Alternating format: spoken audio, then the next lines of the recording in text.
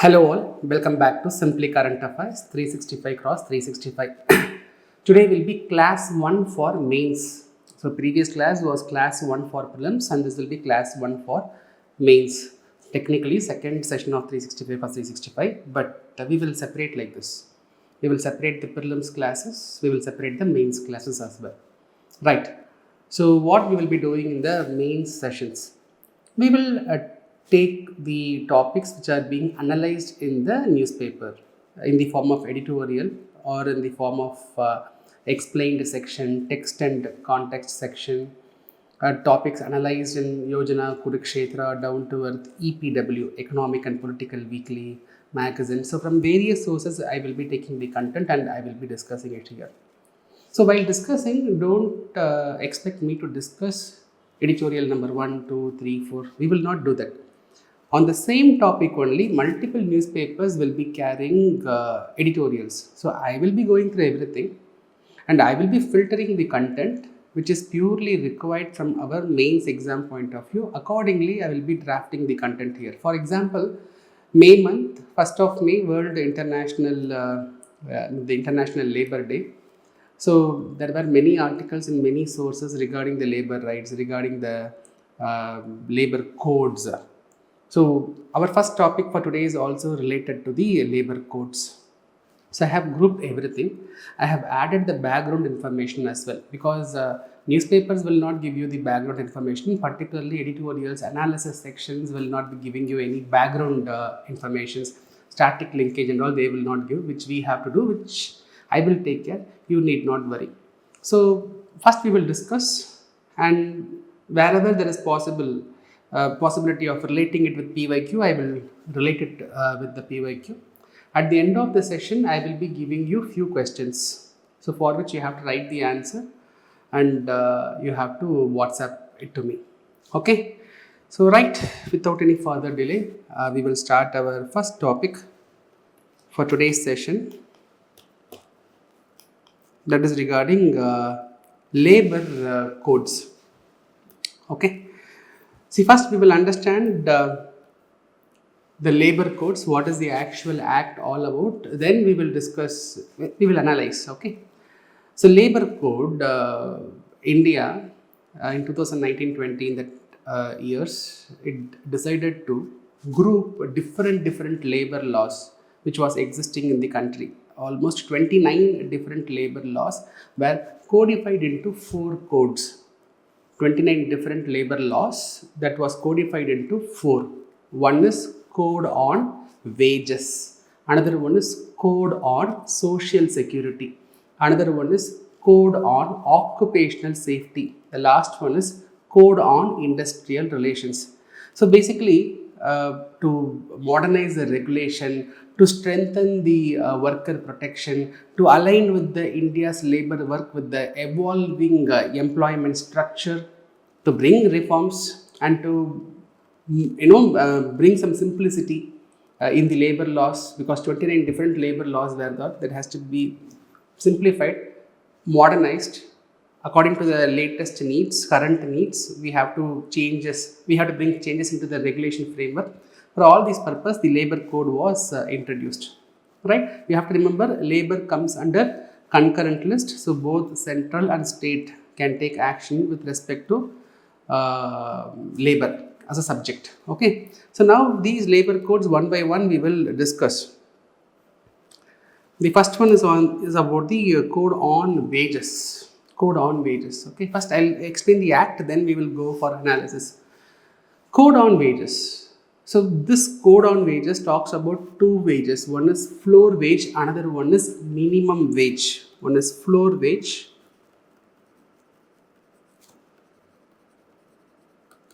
another one is minimum wage. Floor wage. Central government will be fixing the floor wage. Minimum wage. State government will be fixing the minimum wage. At any point of time, the minimum wage should be more than the floor wage. So central government assume it is fixing floor wage as 500 rupees per day. Roughly I am saying. the state government will be fixing the minimum wage, and minimum wage will be definitely it should be more than floor wage. Okay, so maybe 600 rupees. So at different region, different geographical areas, depending upon the living cost, etc., the minimum wage is going to change.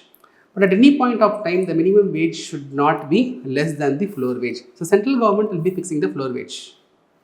And the floor wage can also be different for different geographical areas. And the state government must ensure that the minimum wage is not lower than this floor level. And this minimum wage will be revised once in 5 years.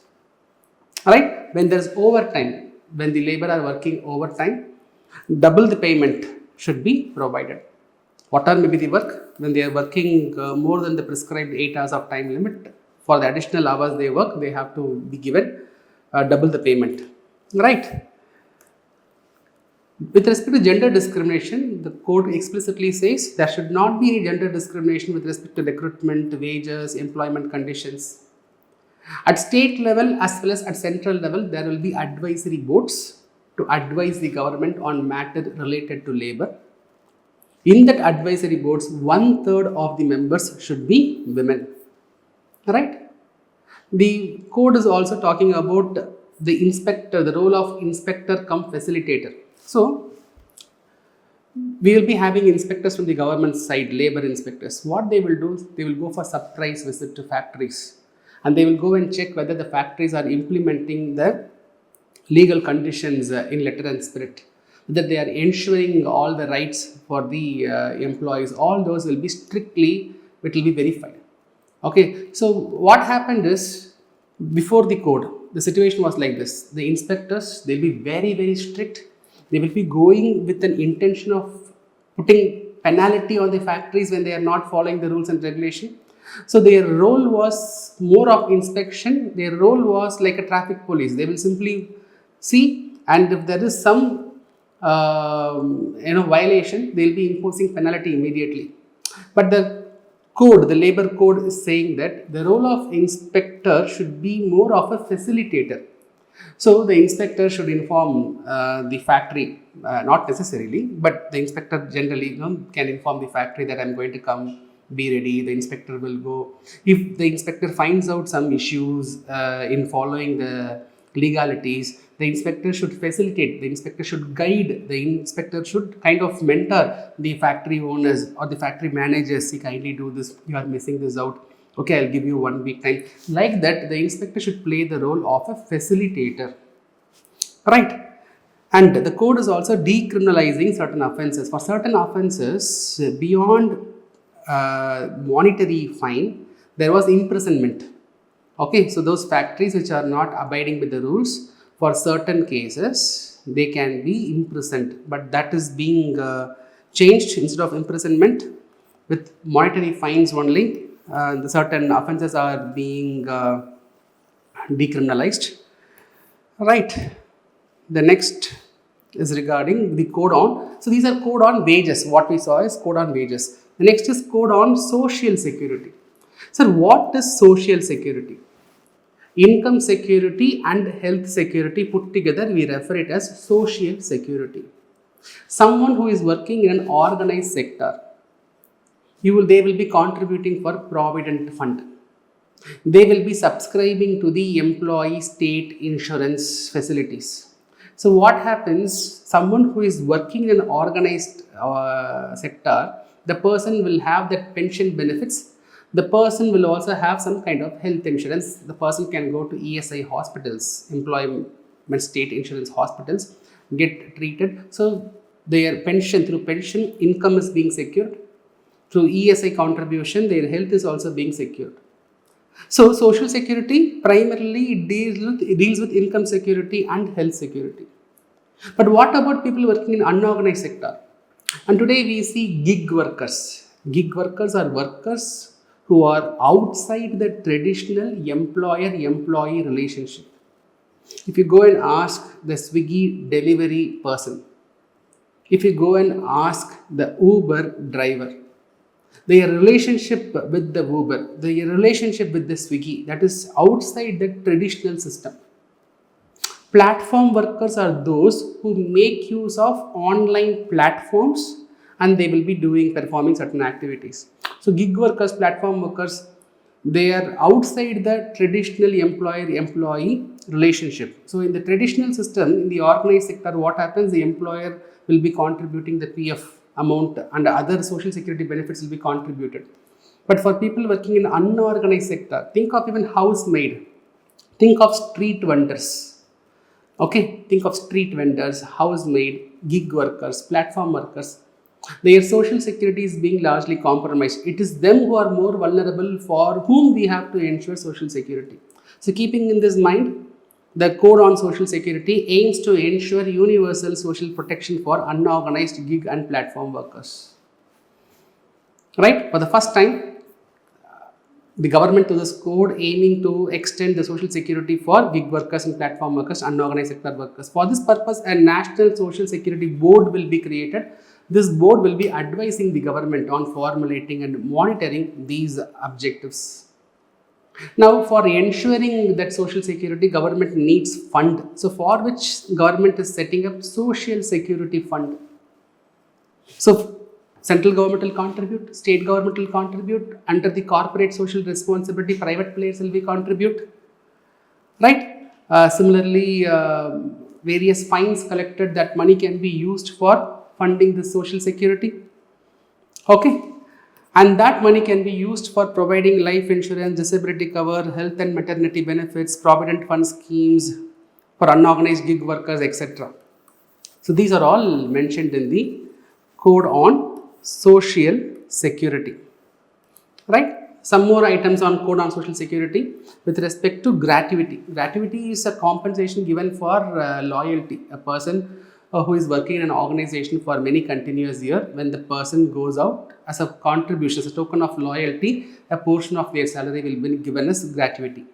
So someone who is working in sector, formal sector, usually once after completing 5 years, if the person is going out, gratuity will be paid. But what about for the fixed term employees, contractual laborers who are working for a fixed term, maybe for a year, maybe for 2 years? For them, what about gratuity? The code says that even the fixed term employees, the contractual laborers, even after completing 1 year of continuous service, when they are terminated, a small amount of gratuity has to be paid. Maternity benefit entitlement.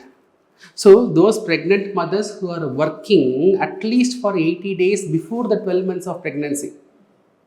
If a baby is delivered on December 31st, so before the 31st, that is 12 months before, that is from January 1 till December 31st, if a pregnant mother has worked minimum of 80 days, then she is entitled to get payment during the leave, maternity leave, by the employer.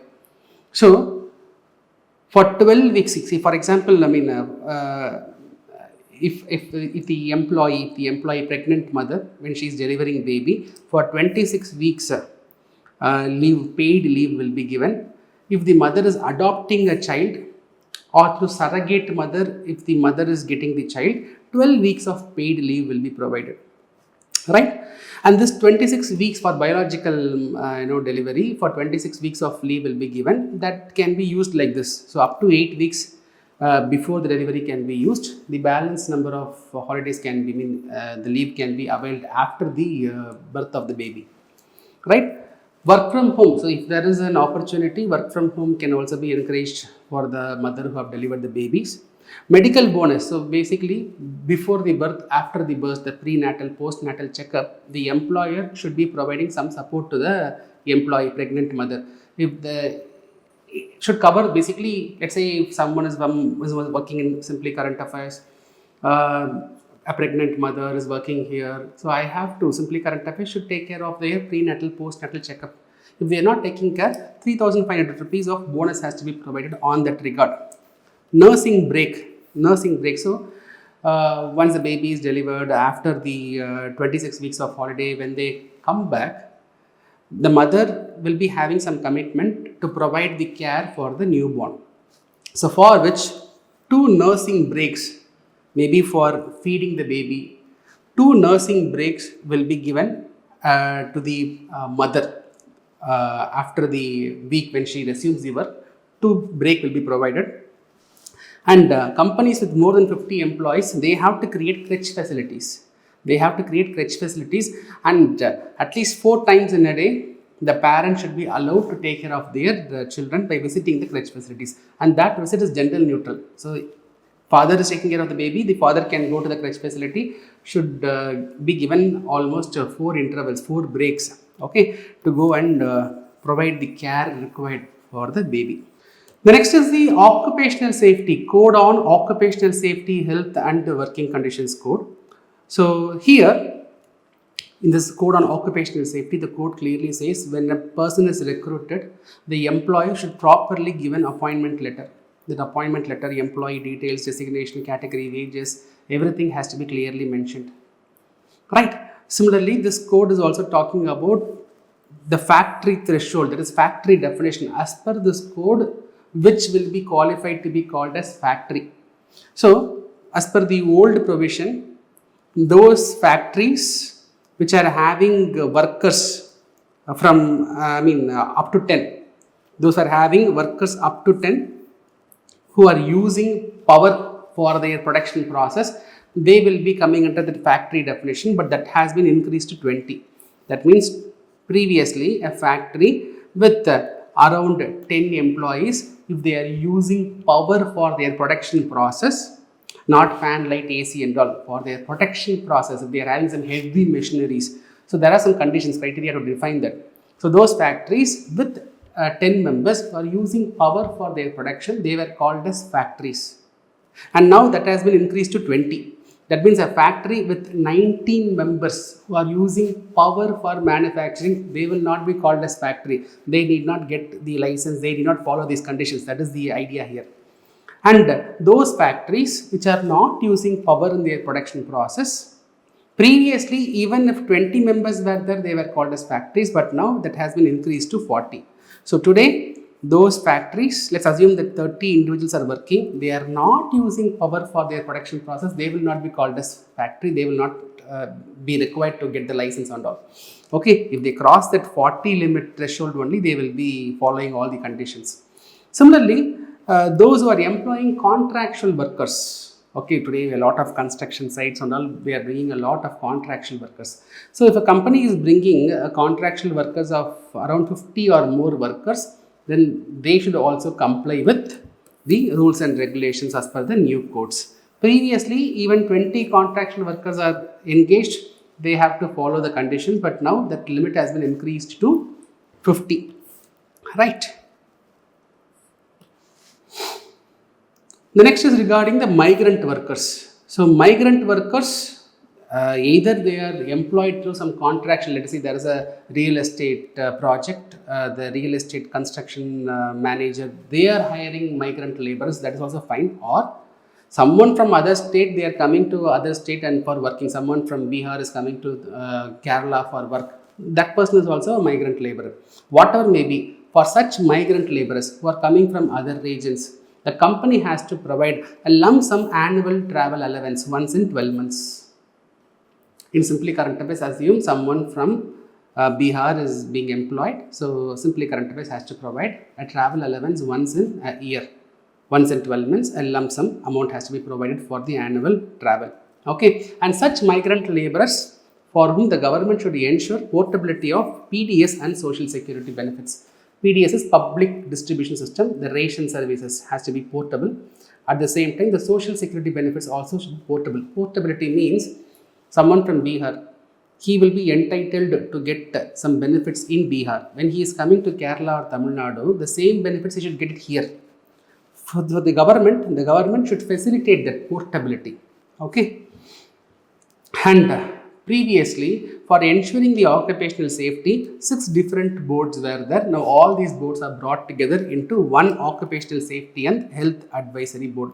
In this board, you will have trade unions, employer associations, state governments, everybody will be there. With respect to women's participation in labor, women is entitled to work in all establishments for all types of work. The employer should take sufficient effort to ensure there is adequate arrangement for safety, facilities, as well as transportation. So, women female workers should not be discriminated. Now coming to the Industrial Relations Code. So this code is expanding the definition of worker. It is now including even the salesperson will come under the worker definition, working journalists will come under the worker definition, and those employees earning up to 18,000 rupees, they will be brought under worker conditions. So someone is earning more than that, they will not be qualified as worker. Okay, they are different class, certain rights will be compromised for them. So here the code is focusing on those employees earning up to 18,000 rupees. Okay, now for example, there's a factory. The factory, a trade union is formed. Who can form trade union? Do you think the managers can form the trade unions? They cannot be part of trade unions. Only the workers can be part of trade unions.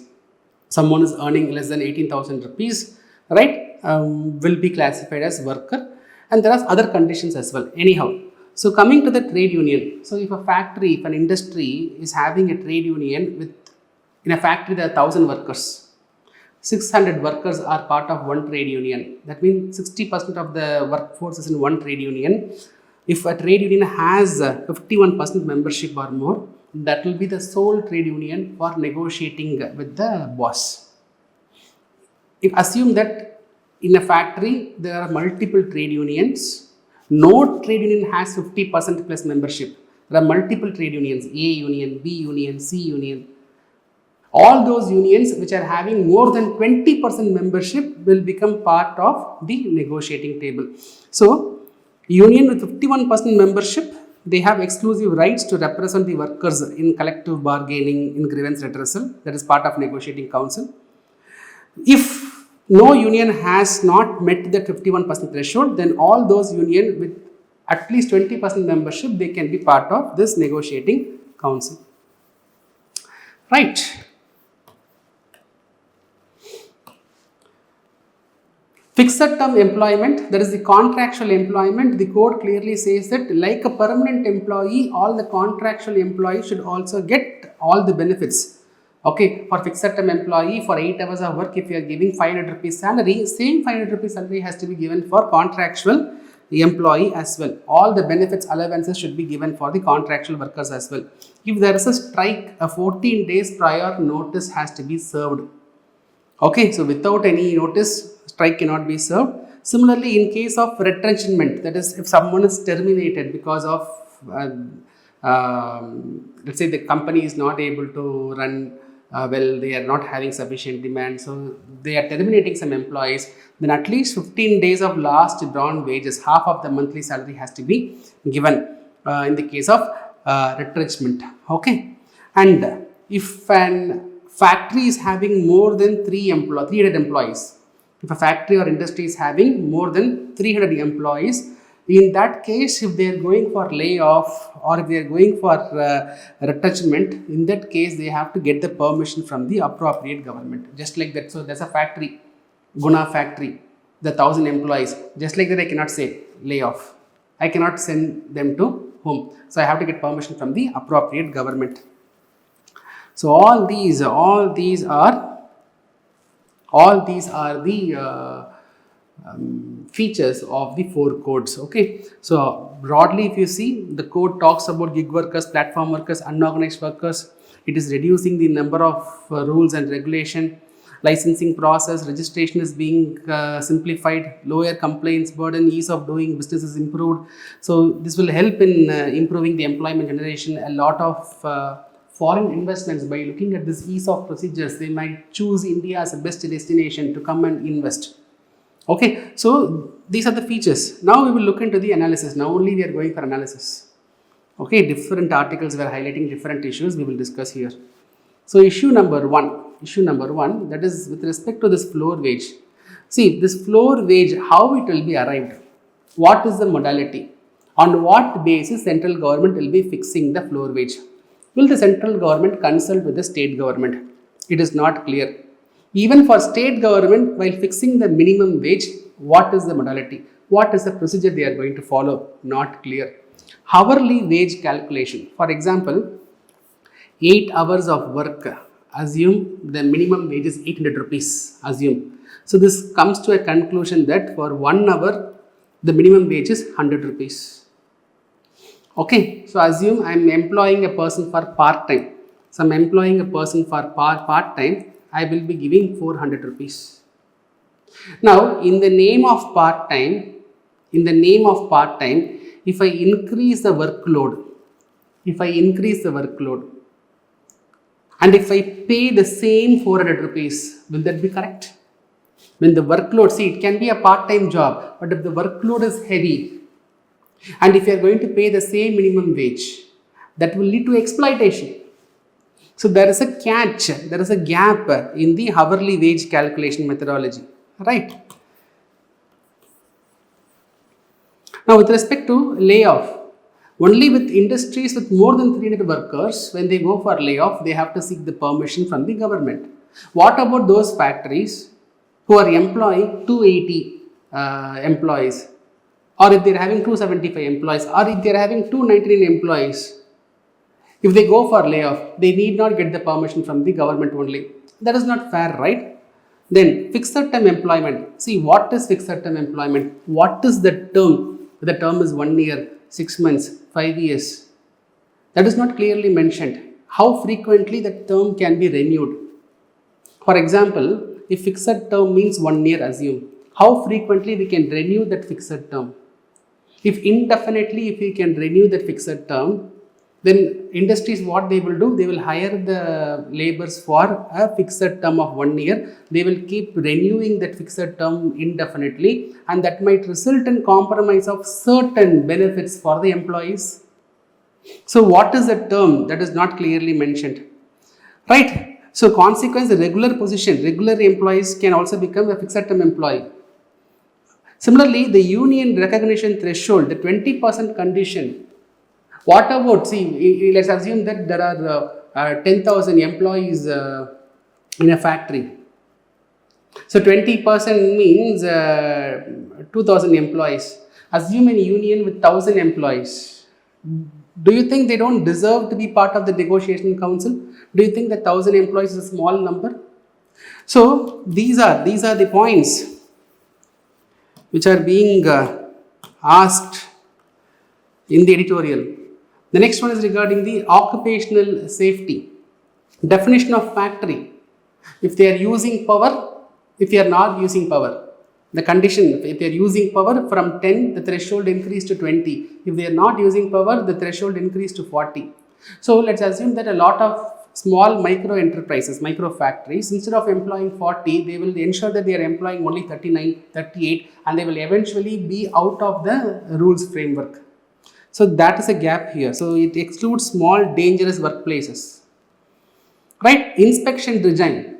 International Labour Organization clearly says that there should be proper independent enforcement. There should be unannounced inspections. But the code says that the inspector will act like a facilitator. It goes against the ILO's demand. With respect to social security, see, as I was mentioning, gig workers, platform workers, they are outside the traditional employee-employee relationship. The code is not explaining what is the role of an employer in taking care of the gig workers.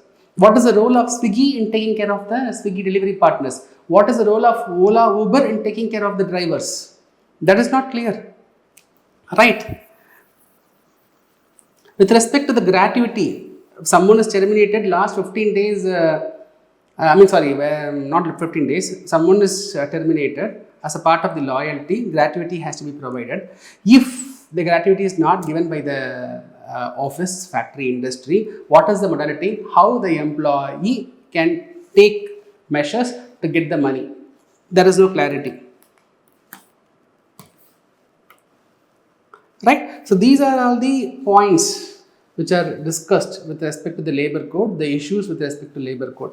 Okay, here I have given some takeaway points from various other articles, some important interesting facts I have listed here. We can go through. For example, in India, a former labor union first formed only in 1918.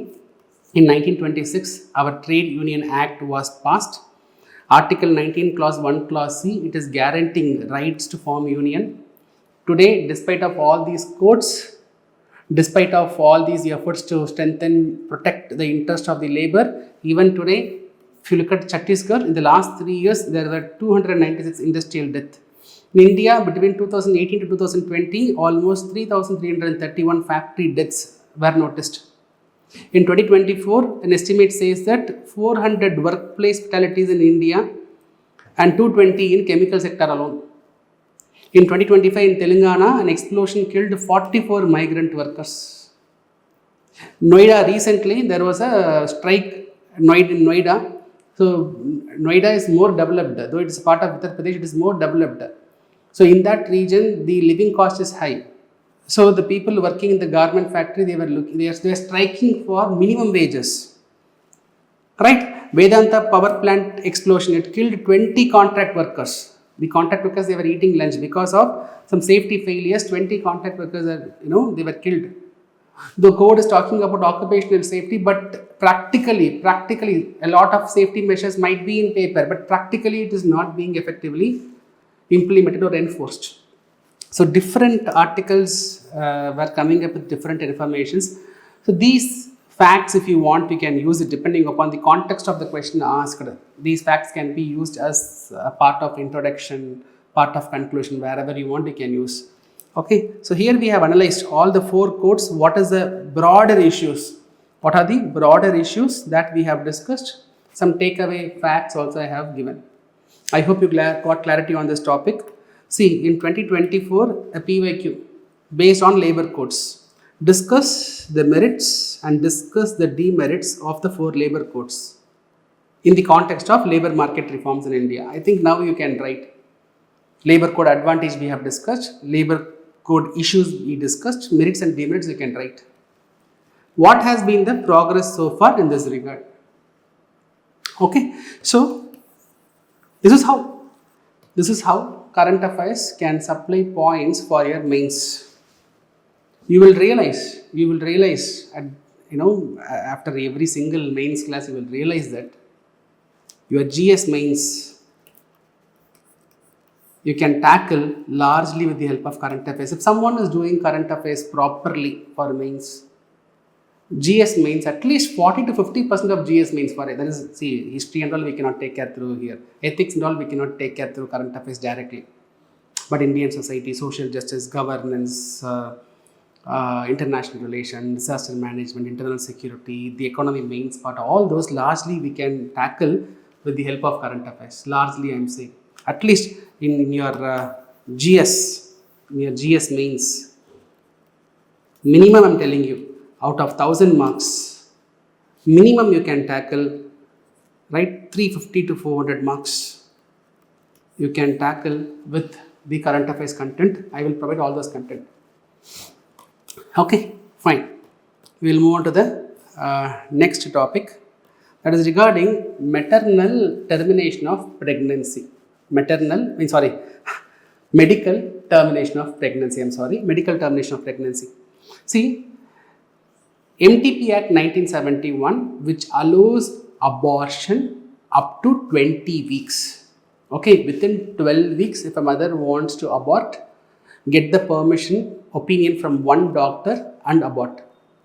Beyond 12 weeks, up to 20 weeks, if a pregnant mother wants to abort, terminate the pregnancy, get permission or opinion from 2 doctors and then you can abort. The problem with the 1971 Act, see, there is condition, just like that, as a matter of choice, as per 1971, as a matter of choice and all, you cannot go for termination of pregnancy. There should be clear case of abnormality, either fetal abnormality or if that causes some problem, physical or mental illness for the mother, or if the delivery results in problem for mental or physical illness for the baby, only in that situation pregnancy was allowed. Termination of pregnancy was allowed. I hope you are able to understand. A pregnant mother, as a matter of choice, as a matter of right and all, cannot go and terminate the pregnancy as per 1971 Act, I am saying. As per 1971 Act, before 20 weeks, abortion was allowed. If you are aborting before 12 weeks, permission from one doctor. Between 12 to 20, permission from 2 doctors. And that abortion also will be allowed only when the doctors feel that if the pregnancy is allowed, continued, that can cause damage either to mother physically or mentally, or damage to the baby physically or mentally. Only on that certification abortion was allowed. What is the criticism? Fetal abnormalities will be visible only after 18 weeks. As per the 1971 Act, beyond 20 weeks abortions were not allowed. So, the 2-week window, 18 weeks to 20 weeks, this 2 weeks window is not sufficient for the mother to take a decision of terminating the pregnancy. A lot of emotions are involved here. So, beyond 20 weeks, if a mother decides to abort, legally there is no procedure, and if you are going for an alternative mechanism, that can be detrimental for the mother only. WHO clearly says that 8% of maternal death is happening because of unsafe abortions, unsafe termination of pregnancies. At a village level, we have a lot of methodologies, old practices to kill the fetus. Right. So, beyond 20 weeks, 71 Act was not encouraging abortion, rather it will criminalize it. If someone is, either the doctor, if doctor is performing abortion beyond 20 weeks, the doctor will be put behind the bars. This was a problem, this was a criticism. So, accordingly, in 2021, an amendment act was introduced. As per the amendment act, up to 24 weeks window was given. Up to 24 weeks window was given. So, up to 20 weeks, get permission from one doctor for performing the abortion. 20 to 24, in that time period, get permission from 2 doctors for abortion. And beyond 24, if there is some fetal abnormality, in extreme case, beyond 24 weeks also, if in some case we have to terminate the pregnancy, means the case can be referred to a medical board. So, every state government at district, they will be having a medical board. The medical board will have different specialist doctors, radiologists, sonologists, pediatrician, gynecologists, etc. Many doctors will be there, and the team of doctors will decide whether we can allow the termination of pregnancy or not. So, as per the Amendment Act, the window has been increased to 24 weeks. Beyond 24 weeks also, pregnancy can be terminated provided medical board is giving the permission. Medical board is giving the permission, right? And the MTP Act 2021 also clearly says, it also says that unmarried women wants to terminate. Irrespective of the marital status, unmarried women wants to terminate, it encourages. Or in case of failure of contraceptive, the couple has not planned for the baby, they want to terminate the pregnancy. The MTP Act 2021 is allowing it. Right? Now, what is the criticism for the MTP Act 2021? Also, there is a criticism. I was mentioning about the medical board, right? Up to 20 weeks, if the mother decides to terminate the pregnancy, get permission from one doctor. 20 to 24, permission from 2 doctors. Beyond 24, medical board. Now, think about a girl from a rural area without much awareness, facing a lot of social stigma, coming forward to meet a doctor to tell about termination of pregnancy itself will take a lot of time, effort, courage. And beyond 20 weeks means you have to go for 2 doctors. Beyond 24 weeks means you have to go and meet around 4 to 5 doctors, a board. So this infringes upon the privacy of the particular individuals, going and saying that I am pregnant, please terminate, I am unmarried. Why I should go and tell everyone that I am pregnant, terminate it. So that is one thing is being highlighted. Second thing is, in many states, the medical board is having a lot of vacancy. If you go to the northeastern states, you will not see pediatricians, you will not find sonologists, you will not find radiologists. In many states, you will not find gynecologists. So a medical board should have all these different professionals, doctors only, but different profiles, doctors has to be part of this medical board. So when there are huge vacancies are there. So the medical board itself is incomplete. When the board is incomplete, how beyond 24 weeks termination can be performed, right? Privacy factor I have explained. Inequality in access So all these are creating barriers. Up to 20, one doctor, 20 to 24, two doctors, beyond 24, 4, 5 doctors. So WHO clearly says, please do not create barriers. This will add disproportionate burden on poor women. Right? Think about an adolescent girl. Maybe even before, let's say 18, 19 years, having a consensual sex, baby has been formed, want to terminate, she is finding difficulty or she is having some fear, the couple is having fear and explaining it to their parents. So they want to resort to a safe measure of termination of pregnancy only. But if there is too much of layers being added, the person will resort to some unsafe methodology for performing the termination of pregnancy that can cost the life of the girl. Right? So, inequality in access. Now, why we are discussing, what is the recent issue? A 15-year-old rape survivor want to terminate her pregnancy, which is advanced to 30th week. Within 24 weeks means 2 doctors. Beyond 24 weeks means medical board. So, she went to medical board, a minor rape survivor.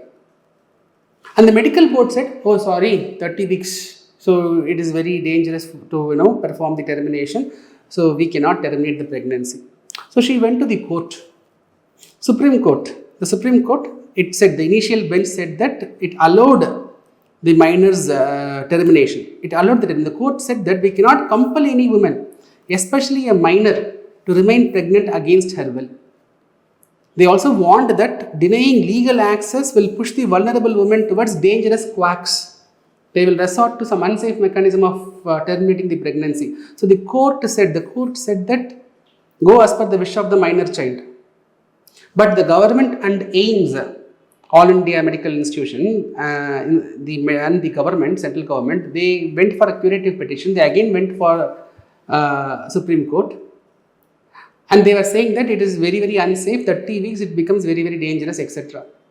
But Supreme Court, in the second petition also, they clearly mentioned that they upheld the verdict given by the initial bench. They said that no, this is not right. Right? So the Supreme Court also mentioned that they asked the government to amend the law and remove the time limits specifically for the minor rape victims. So here the issue is between the minor's wish as well as the clinical reality. One side, the minor's wish, the minor's autonomy and the medical, clinical safety. That is the issue, right? Based on this issue only, there was discussion. So what the medical practitioners, they are trying to say? They are saying that this 24 limit, the 24 week condition is not some random week condition. It is a global practice. It is not arbitrary. Up to 24 weeks, it is safer. Beyond 24 weeks, it is very difficult. It's a complex procedure beyond 24 weeks. That too, a 15-year minor girl, her body herself is evolving. So if we terminate the pregnancy now, it can cost her life also. There can be some permanent disability also. The minor child wish autonomy is different from her, life, from her safety. This is what the medical practitioners, the government is trying to highlight. At the same time, there are many systemic legal failures in India. In India, there are many conflicting laws. For example, as I was mentioning, from 1971 Act, then 2021 Amendment Act, abortion has been as a criminal offence. I mean, if it is done under certain exceptional conditions, fetal abnormality, mother can be affected. If in another situation, as per the penal codes, we had Indian penal code earlier, now it is referred as Bharatiya Nyaya Sanhita. The penal code name has been changed. As per the penal code, as per the BNS, abortion has been criminalized. Of course, there are exemptions. In 2021 Amendment Act has further increased the exemptions. But the point is, a doctor who is performing the abortion, if the doctor or if the patient, if they are not following the proper rules and regulations, the doctor can be imprisoned. So many doctors, they fear. It happened in Meghalaya. A doctor was jailed for a month in 2021. The doctor did not even perform the pregnancy, but a girl went for termination of pregnancy. So he was getting ready for the process. Again, the societal pressure, people came. He was arrested. He was in the behind the bars for almost 1 month.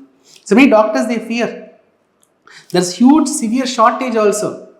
Practically, there are many shortages also. Doctors, as I was mentioning, medical board is not having sufficient doctors, and also many see, before 20 weeks terminating pregnancy is easier. 20 to 24, you need some skilled doctors. Beyond 24, you need more skilled doctors. There is a lot of shortage. Doctors. Also, they fear prosecution. And POCSO. POCSO is a very specific case here. How POCSO is being connected. So POCSO here, see, a minor child, when a doctor, POCSO mandates, and a doctor has to report the child sexual abuse to a police. So when a minor child sexually abused coming to the doctor for treatment, the doctor should immediately inform the police. This is what POCSO says. Now think of a case, just let us be very, let's have a broader outlook. Just think of a case.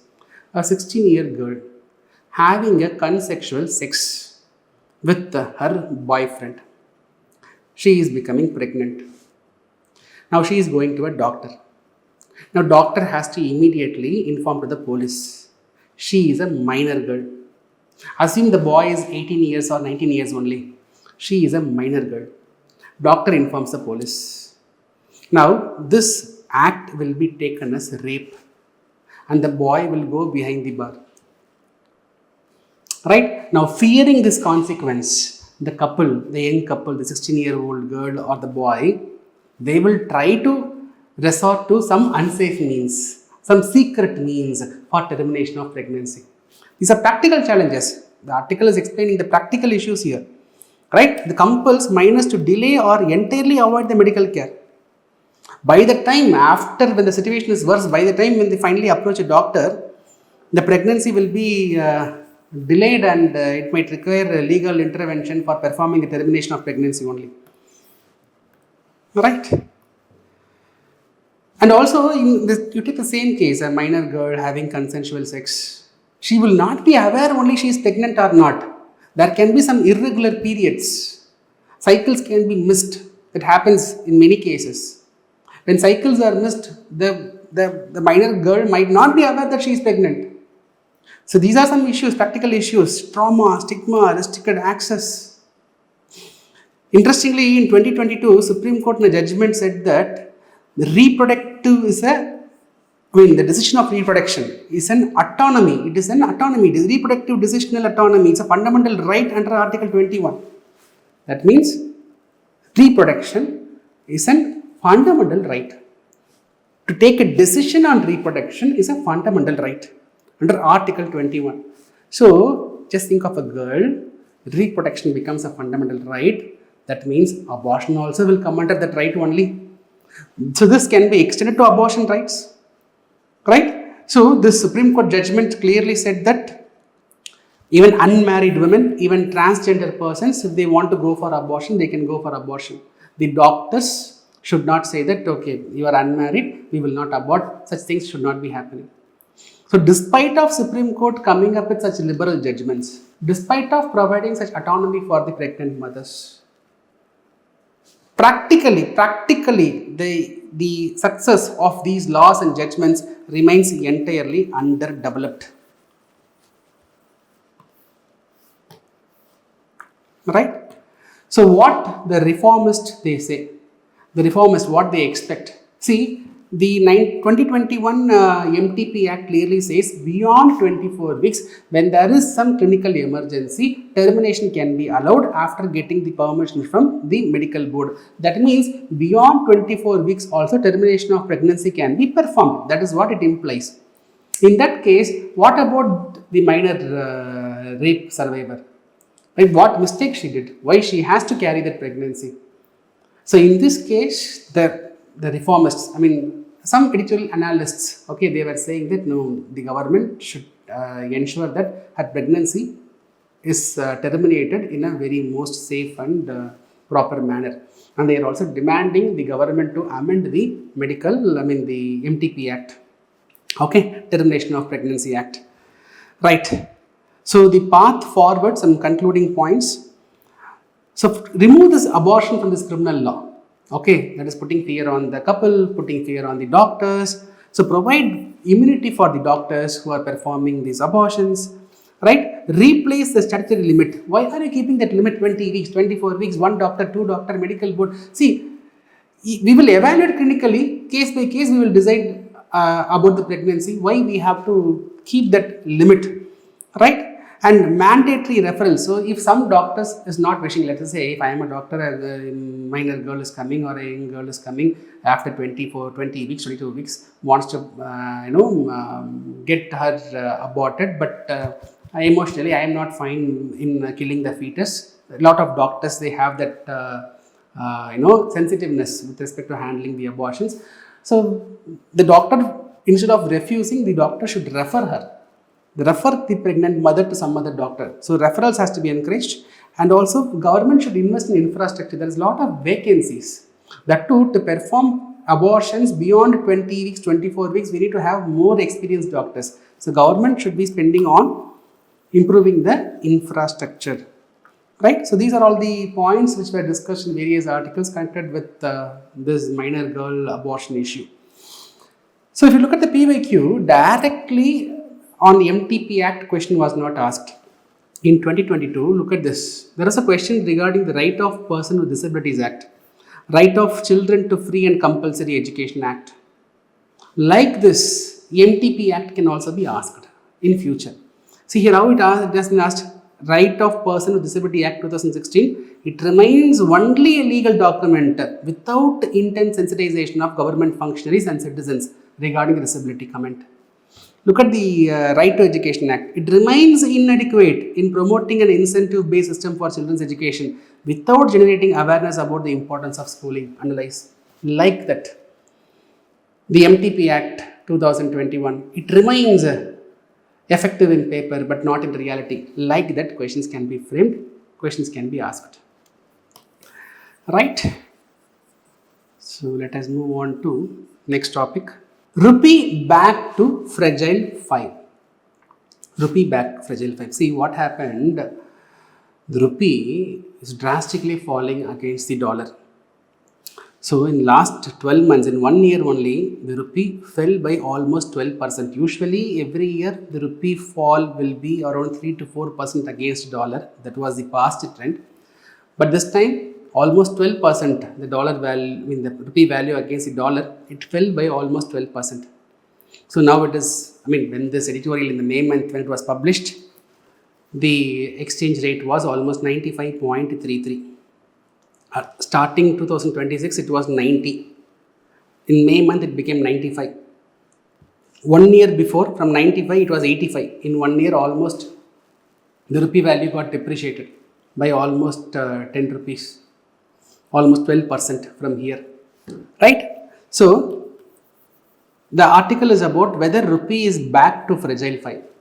Sir, what is this fragile 5? Fragile 5 is the term given for 5 fragile currencies: Indonesian rupiah, South African rand, Indian rupee, Turkish lira, Brazilian real. For these 5 currencies, in 2013, an investment bank, Morgan Stanley, it labeled these 5 currencies as fragile 5. Very, very fragile. In America, if the monetary policy changes, in America, if there is a change in their quantitative easing procedures, these currencies are largely getting affected. So in 2013, Indonesian rupee against US dollar, it fell by 15%. South African rand 14%, Indian rupee 12%. In 2013, I am talking about. Turkish lira 9.9%, Brazilian real, it fell by almost 7%. It was there in 2013, but today in 2026, if you take Turkish lira 17%, Indian rupee 12%, fell by 12%, Indonesian rupiah 4%. Brazilian real and South African rand, they appreciated. So leaving these 2 currencies, other 3 currencies, their performance is very, very bad. So the article is asking whether in 2013 we were referred as fragile 5, one of the fragile 5 currencies. Whether rupee is back to this fragile 5, because 12% depreciation we noticed, right? Whether we are back to fragile 5, that is what is the article is all about. But to understand this article, some basics we have to know. What is it basics? See, in USA, we have Federal Reserve. That is America's RBI. We have Federal Reserve. When the Federal Reserve, when they are changing their monetary policies, for example, when they vary their repo rates, what happens? Let's assume if they are reducing their repo rate. Assume they are reducing their repo rate. Their repo rate is now, let me assume 2%. So they have reduced their repo rate as 2%. Now what happens is, Americans, let us bring John. When repo rate is reduced to 2%, two consequences will happen. One is, loan becomes cheaper. Yes or no? Because interest has been reduced. So borrowing will increase. Because of this, borrowing will increase. Similarly, the deposit interest will come down. Okay. So when repo rate is decreased, both the loan interest also will come down, and the deposit, we deposit money, FD, RD and all, fixed deposit we do, right? That interest also will come down. So now John, he is having a lot of money. He will not be interested to deposit in American bank because it is giving only 2%. Assume. So in such situation, when Federal Reserve, then they reduce their repo rate, the deposits rate also will come down. So Americans, they will not be interested to deposit their money in American banks. Rather, they will choose emerging economies like India.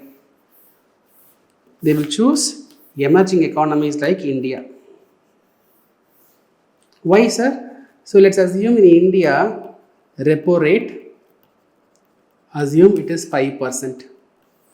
In America, repo rate is 2%. Repo rate is 5% means in India, lending rate also will be higher. At the same time, deposit rate also will be higher. Definitely it will be higher when compared to America. In India, deposit rate also will be higher because repo rate is higher, right? So what John will think, instead of depositing in American banks, we will deposit in Indian banks. Because more returns.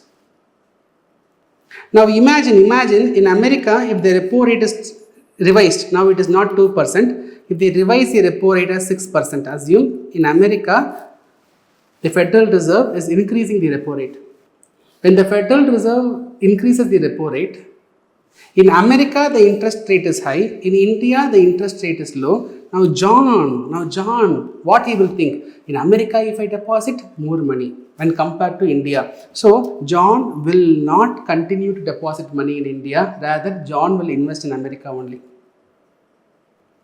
So what happens? What we have to know? What our learning here is, these are very basic economics. Okay. So what we have to learn from here is,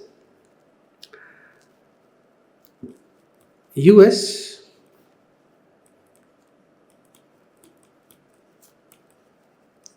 let's forget about repo rate, we'll simply say interest rate. Okay. When the interest rate is low, in America, if the interest rate is low, this is going to result in more capital inflow into India. A lot of people will consider investing in India. So you will see a lot of dollars coming into India. At the same time, imagine if America decides to increase their interest rate, then John will not invest in India, because in America itself the interest rate is very high, deposit rate I am talking about. So what will happen? Capital inflow, forget about capital inflow will reduce. The capital inflow will come down, that is one thing, and there will be capital outflow. That means those people who deposited dollars in India, what they will do? They will withdraw the money. They will withdraw the dollars. There will be capital flight. They will withdraw the dollars. They will deposit in America. So in America, if the interest rate is low, that means if their repo rates are low, if their policy rates are low, if their interest rate is low, it is good for India. In America, if the interest rate is getting increased, it is not good for India. India will be affected. This we are able to understand. Now, what is this quantitative easing? What is this? Quantitative easing. See, we know about this open market operation. We know about open market operations, OMO. Open market operations. So, what is this OMO? Buying and selling of government securities. So, RBI will do this, right, in India, buying and selling of government securities. So, what will happen if RBI sells government security? If RBI sells government security, what will happen? So, banks will buy these government security. So, the money from the banks will go to RBI. So, when RBI sells government security, the security goes to the bank. The money from the bank will come to the RBI. So, the money supply in the market will come down. So, the money supply in the market will come down. Now, if RBI purchases government security which was given to the bank earlier, if the RBI purchases the government security from the bank, what will happen? What will happen? The bond will come back to RBI, but from RBI, the money will be flowing into banks. So, the money supply in the market will increase. This is basics. This is basics. We all know this. This is basics. Open market operation is buying and selling of government security. So, when RBI decides to sell the government security, the money supply in the market will come down. If RBI decides to purchase the government security, the money supply in the market will increase. The money supply in the market will increase, right? What will happen if the money supply increases? When the bank is having more money supply, what will happen? The bank will reduce the interest rate. What will happen if RBI is selling the government security? The money from the banks will be going to the RBI. The money from the banks will be going to the RBI. So, banks will have lesser money supply. Lesser money supply means the interest rate will be increased. This is basic open market operations. Okay, in economics you all would have studied. So, I will repeat it here. In open market operations, what we should know: when RBI sells the government security, the money supply will come down. So, the interest rate, the banks will increase the interest rate. When RBI purchases government security, what will happen? The money supply in the bank will increase, the interest rate will come down. So, this is the relationship. Okay, what will happen to the interest rates when the RBI sells government security or purchases the government security? Right? This is with respect to open market operation. Now, when I say quantitative easing, that refers to the situation where in USA refers to a situation where the Federal Reserve, they will purchase government security. So, quantitative easing is nothing but the American banks, Federal Reserve purchasing the government security. So, this will result in increase in money supply and that will result in fall in interest rate. So, if there is a fall in interest rate in America, what will happen? We discussed already. When there is a fall in interest rate, what will happen? That is good for India. There will be more capital inflow. So, when America is practicing quantitative easing, America, the Federal Reserve, when they practice quantitative easing, it is good for India, because in quantitative easing means the American Federal Reserve, they will purchase the government security, that increases the money supply, that will reduce the interest rate, and as a consequence, there will be a lot of capital inflow into India. Okay. But what happened in 2013? Okay, in 2013, what happened? America, the quantitative easing, they stopped it. America, they decided to stop this quantitative easing. So, what happened? The purchase of government security did not happen. Money supply did not increase. Interest did not fall. So, the capital inflow coming to India halted. So, because of this reason only, in the year 2013, Indian rupee, it drastically fell. This is what this article is explaining, what happened in 2013. What happened in 2013? So in 2013, why Indian currency fell? Because quantitative easing. It meant cheap US dollars flowing into emerging markets like India. But the American Federal, they signaled, they decided to stop the quantitative easing. So because of this, what happened? A lot of investors who deposited money in India, they started pulling back money to America. Okay, so because of this, these five currencies, Turkish lira, India, Indonesia, Brazil, South Africa, they are emerging economies. So Americans were investing in these emerging economies. They were pulling their money outside the emerging economies. So because of this, the rupee value or the emerging economy currency values were drastically reducing. This is history. This happened in 2013, friends. This happened in 2013. I'm explaining some basics also here. Now, in 2026, okay, once again, like how it happened in 2013, once again in 2026, because of various other reasons, the rupee value is falling significantly. It can further fall also. So, what India should be doing, what India is doing, what India should be doing. Okay, so this article primarily talks about the intervention required. So, rupee is falling. I have explained all the basics I am explaining to tell you how American policies can influence Indian exchange rate. Okay, these are basic economics. I see some students are completely freshers. Do not worry, don't feel that, sir, I am not able to understand what is repo rate, I am not able to understand what is open market operation. Do not worry. Once you study economics, when you revisit to this video or the content, you will understand it better. Now forget about this basics. The article primarily says rupee value is falling. It fell by 12%. In 2013, it fell because of various reasons. Similar thing is happening now. Almost 12% the rupee value got weakened. That is not good. Further it can weaken. What RBI should do? What government should do? That is what this article is all about. While explaining this, the article was mentioning about quantitative easing. It was mentioning about open market operations. So I thought I will also give you a brush up of those basics. Right. So coming to this intervention. Immediate term, short term, what RBI should immediately do. Again, you have technical concepts here. What RBI should do immediately, what RBI is doing also. RBI maintains a lot of forex reserves. Almost $700 billion worth of forex RBI has. So, understand, rupee value is falling against dollars. This simply means that dollar demand is very high.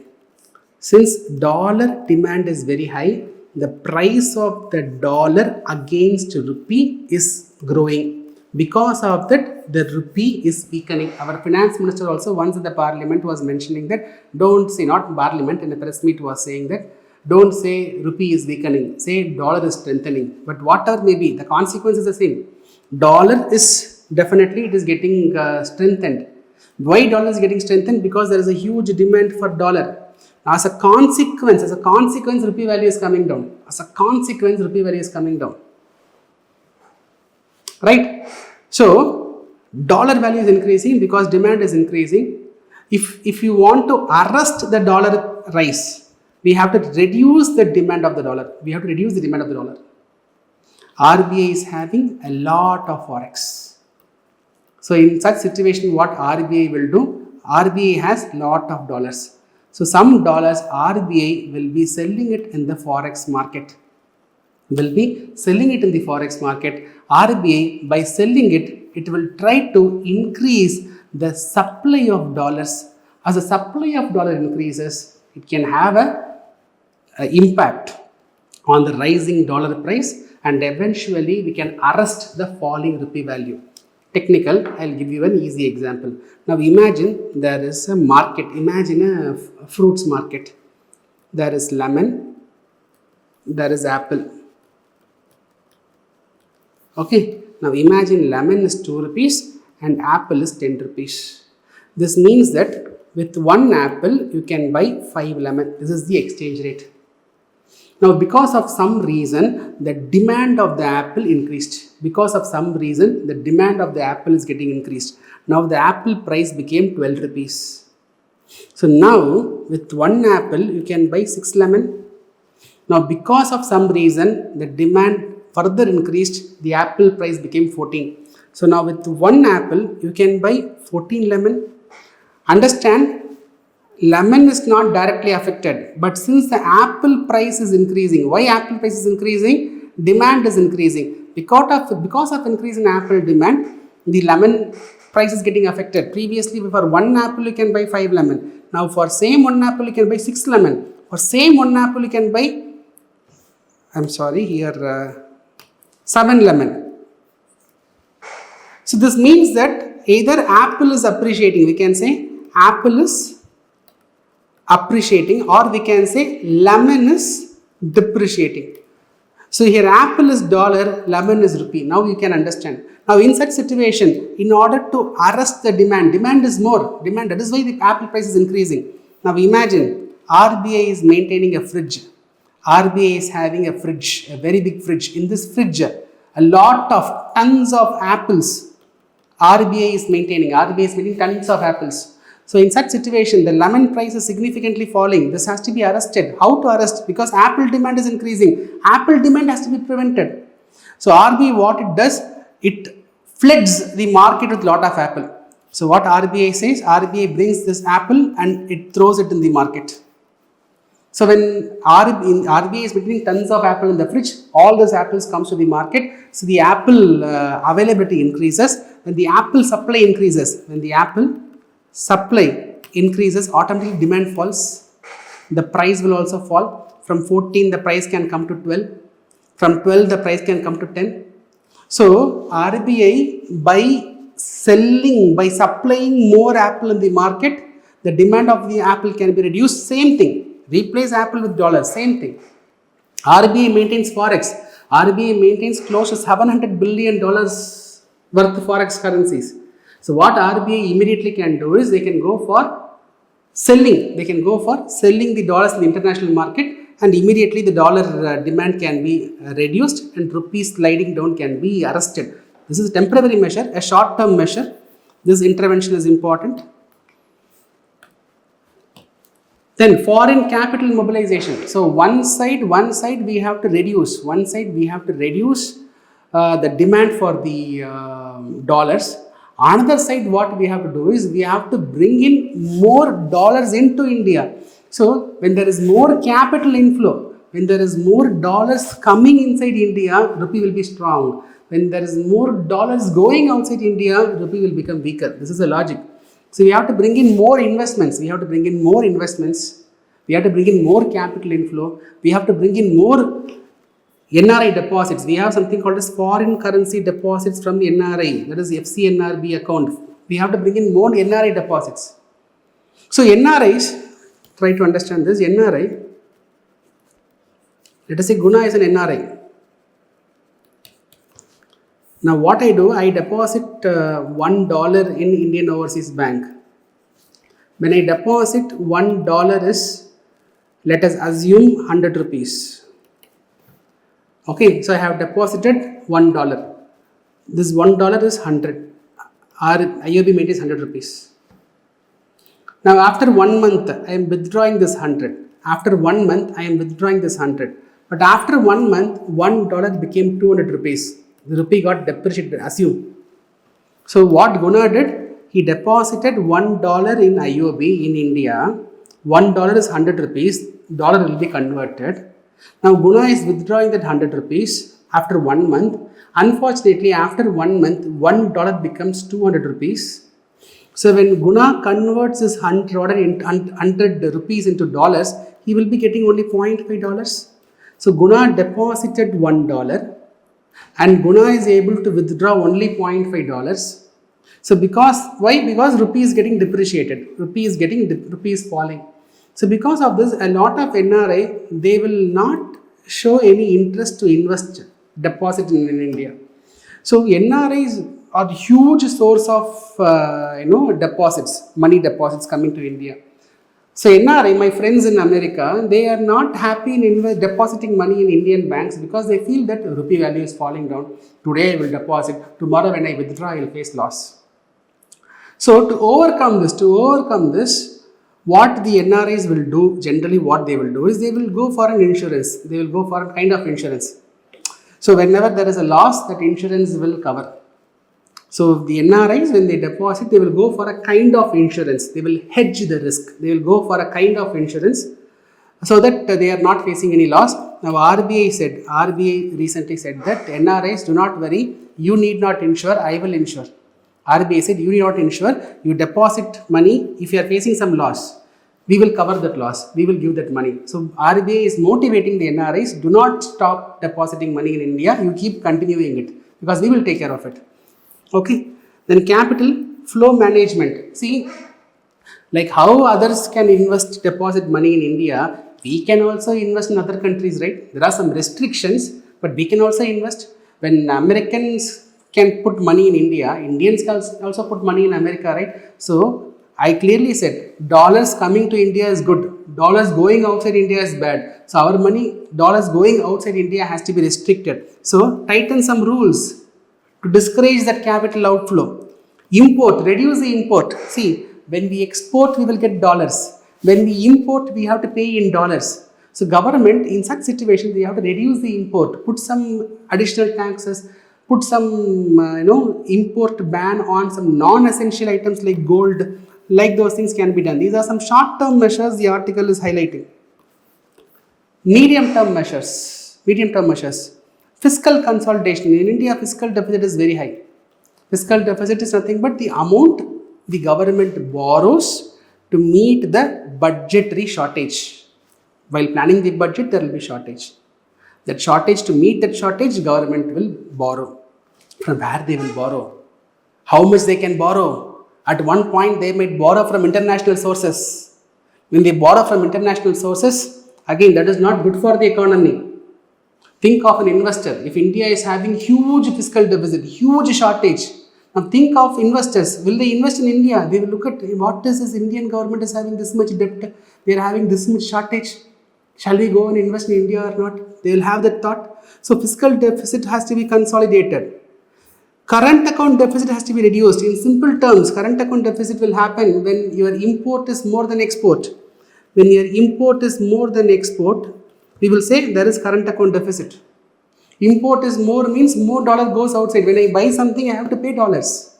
So import is more than export means that is going to result in current account deficit. That has to be addressed, for which we have to boost our exports. We have to bring in more remittance. Remittance means money transfer. NRI deposit is different, money transfer is different. So my brother working in America, he sends money to my account. That is money transfer. Okay, depositing in bank is something different, just transferring money is something different. Okay, money transfer has to be encouraged. We have to attract more foreign direct investments. Simple thumb rule, dollar coming to India is good, dollar going away from India is bad. Bringing more investments will bring more dollars, right? Apart from the strategic petroleum reserves, see, almost 86% of our oil needs are met through import. It is met through import. When there is a situation, when there is a crisis, the oil price will increase. Strait of Hormuz, because of the US-Israel-Iran conflict, the Strait of Hormuz was blocked. Huge amount of oil, 86% of our oil needs are met through imports. So Strait of Hormuz is a very, very important route with which India was getting a lot of oil. So suddenly oil supplies were halted. Oil prices, supply got reduced, so demand is high, supply is less, the prices were increasing like anything. As the price is increasing, our import cost was increasing. You know that we have to reduce. If you want to reduce the current account, you have to reduce the import. Huge oil dependence. When there is an external shock, our oil prices will drastically increase. To prevent that, we have to maintain some petroleum reserve. We have to maintain some strategic petroleum reserve. I have one more topic today where I will explain about the strategic petroleum reserve. There is nothing but whenever there is peace period, try to buy more oil, save it in our tankers. There will be underground tankers, save it in our tankers, so that when there is crisis, we can use that petrol, diesel to prevent that external shocks. So all these has to be done in the medium term as well as the long term, we can say. So here we have discussed, questions can be asked. Rupee value is becoming more sensitive towards the external vulnerabilities. Discuss the measures to be taken by the RBI and government to tackle this in short term and medium term, and suggest some measures. Questions like this can be asked. Okay, next topic. Right, the next topic, Ayushman Bharat. See, Ayushman Bharat, it's an umbrella program which has two components, which was launched in 2018 by Ministry of Health and Family Welfare. Two components, Ayushman Arogya Mandir, Pradhan Mantri Jan Arogya Yojana. These are basic information about the initiative. The analysis will follow in a short while from now. First, we will understand about this Ayushman Bharat. So, two components. As I said, one is Ayushman Arogya Mandir, which is nothing but the primary healthcare centers. If you take our country, we have the government healthcare centers at three levels: primary, village level; secondary level, at the town we will be having the secondary healthcare centers, and at district headquarters you will be having the tertiary healthcare centers, the complex healthcare centers, super specialty clinics will be there at the district headquarters level, right? So the primary healthcare center has to be strengthened, because that is the point where you can prevent the entry of or spread of a disease only. So any disease which is being spread, it starts at a point, primary healthcare center or at a village level. So if the primary healthcare center is strengthened, if they have some diagnostic services, they have many facilities, doctors, different domains, then a lot of diseases spread can be curbed at that level itself. So government decided to strengthen, upgrade the primary healthcare centers into Health and Wellness Center, which was renamed as Ayushman Arogya Mandir. Okay, so you will have now a dental facility, we will have ortho facility, you will have some basic diagnostic facilities right now. Even yoga classes are being held in this Ayushman Arogya Mandir places. For Pradhan Mantri Jan Arogya Yojana, it is a health insurance program. So under the Pradhan Mantri Jan Arogya Yojana, government provides 5 lakh rupees worth health insurance per family per year. Per family, okay, family size is not defined. Per family 5 lakh rupees. In a family of 5 members, if one member is severely sick, entire 5 lakhs can be used by that one person. Okay, and the beneficiary families are identified using the deprivational factors of socio-economic caste census. Almost bottom 40% of the population will be selected as beneficiaries under this health insurance program. 5 lakh rupees will be provided. This health insurance program will have a list of diseases which can be taken care under this insurance. Okay, so central government, they will come up with a list of cataract surgery, open heart surgery, etc. They will have a list of items. Okay, now those private hospitals who are willing to provide this insurance facilities, they have to join this program, which we refer it as empaneled hospitals. Now, what government will do? Okay, cataract surgery, 30,000 rupees, they will fix the price. Open heart surgery, okay, 1.25 lakh rupees, like that, they will fix the price. Those private hospitals who are willing to provide these services at this cost, they can join this program. Right? So, let's say if a person is ill, there are 3 hospitals, Apollo Hospital, Neot Hospital, and there is Guna Hospital, assume.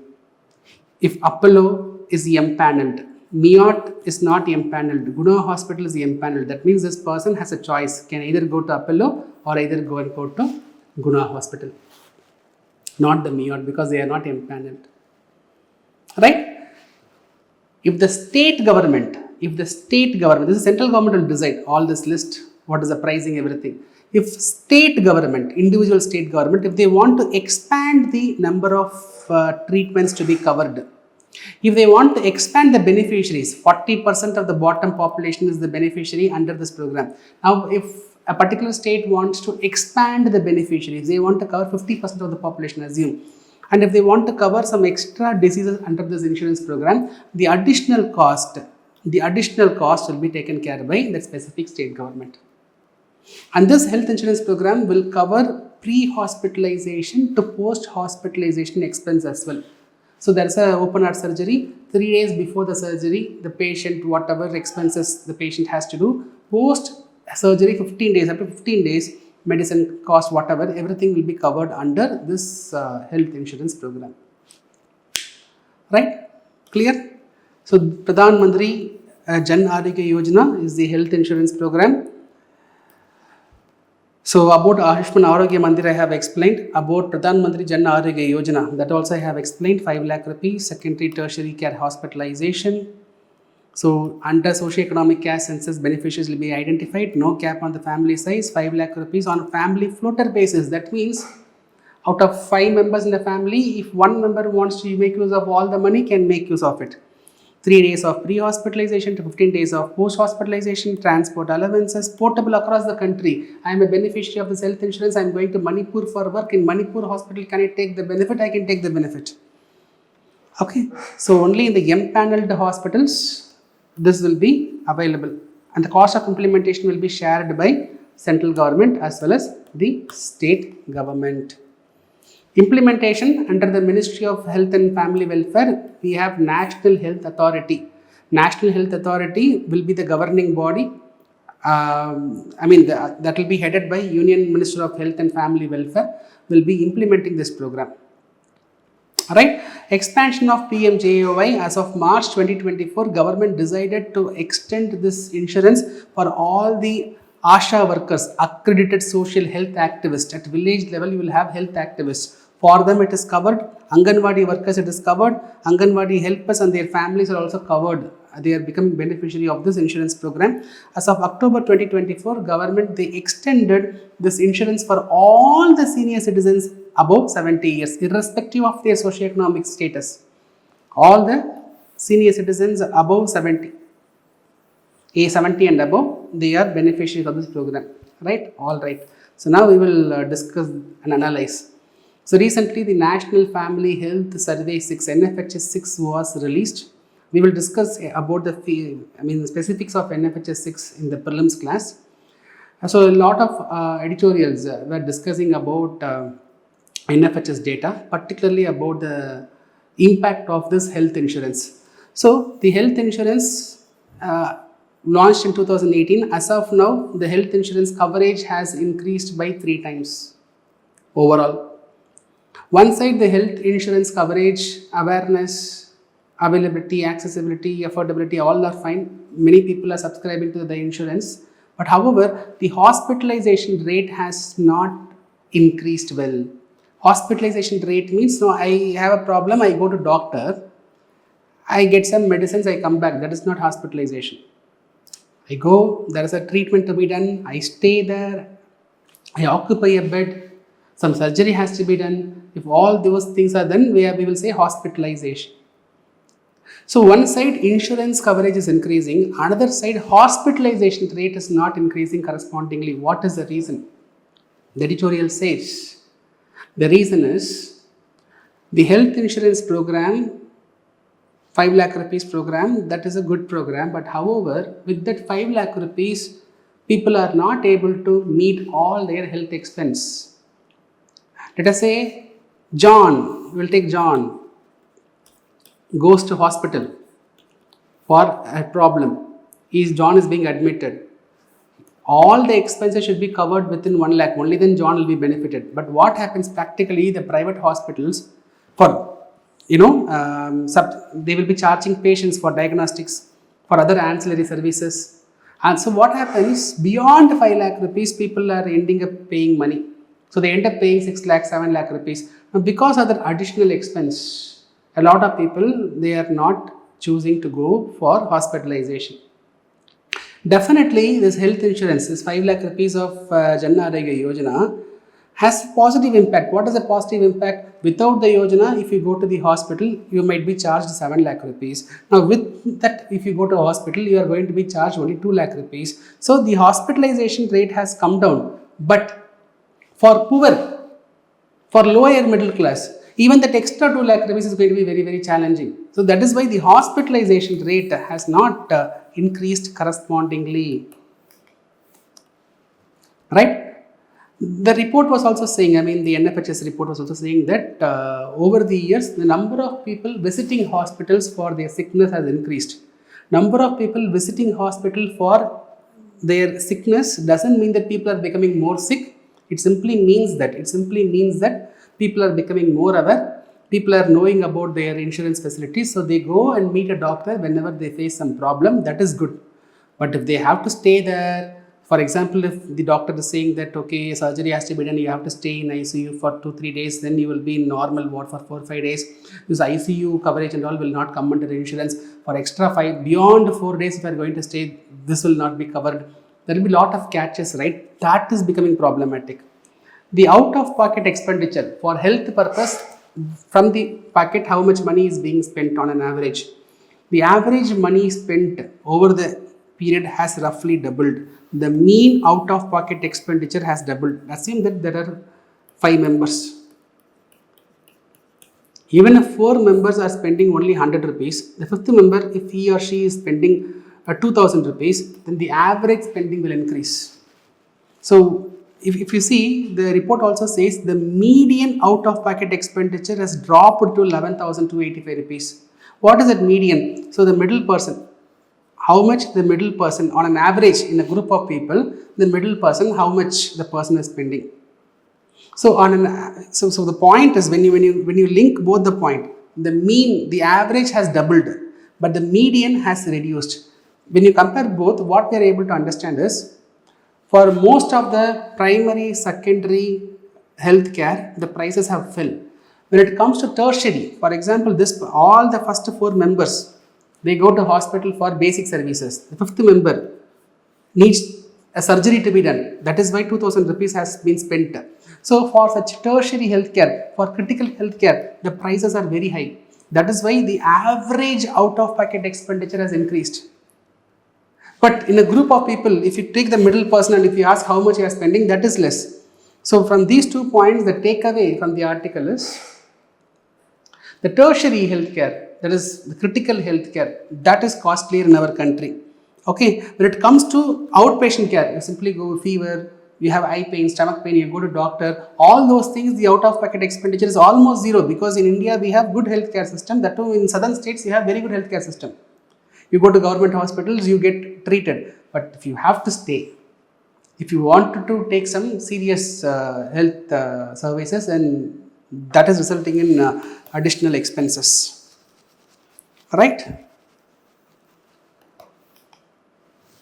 Also, when it comes to poor, first of all, poor should be aware.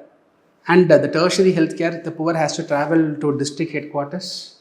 And even if the poor accesses private hospital, that additional expenses they are not able to take care. Middle class, they have a lot of insurance, government insurance or even private insurance, they are having a lot of private health insurance. But only when they go to a hospital, the hospital will say, for ICU beyond 2 days, we will charge extra. For this particular category of room, it has AC and bathroom, we will charge extra. Like that, there is a lot of extra cost. The middle class also, they are suffering. So, in India, the primary, secondary healthcare is not becoming a challenge. The tertiary healthcare becomes a very big challenge. So what government should do is, we are giving insurance, so let us feel complacent. People will take care of themselves. That is not right. The government, apart from giving the health insurance, no doubt, it's a success. It has reduced the out-of-pocket expenditure. It has reduced, not overall. For primary, secondary expenditure, it has reduced. Tertiary healthcare, the expenditure is still high. And the tertiary healthcare service cost has reduced, but still it is high. So government, along with the insurance, they have to strengthen the public sector hospital capacity. At the same time, they have to compete with the private healthcare. So people should feel that going to government hospitals is becoming more valuable, so that they will prefer government hospitals. They should compete with the private hospitals, and government has to spend a lot of money on the health infrastructure, specifically on the tertiary healthcare. That is what the article is all about. Right, fine. In 2024, look at the PYQ asked. In a crucial domain like public healthcare system, the Indian state, that is government, should play a vital role to contain the adverse impact of marketization of system. That is what we have discussed so far. Right? Suggest some measures through which the state can enhance the reach of public health care at grassroots level. The entire question cannot be answered with the content which I have provided here. But like this, when we keep discussing a lot of topics over a period, you will have a lot of information with which we can comfortably tackle these kind of questions. Right, next topic. The first 1000 days, very simple topic, easy topic to understand.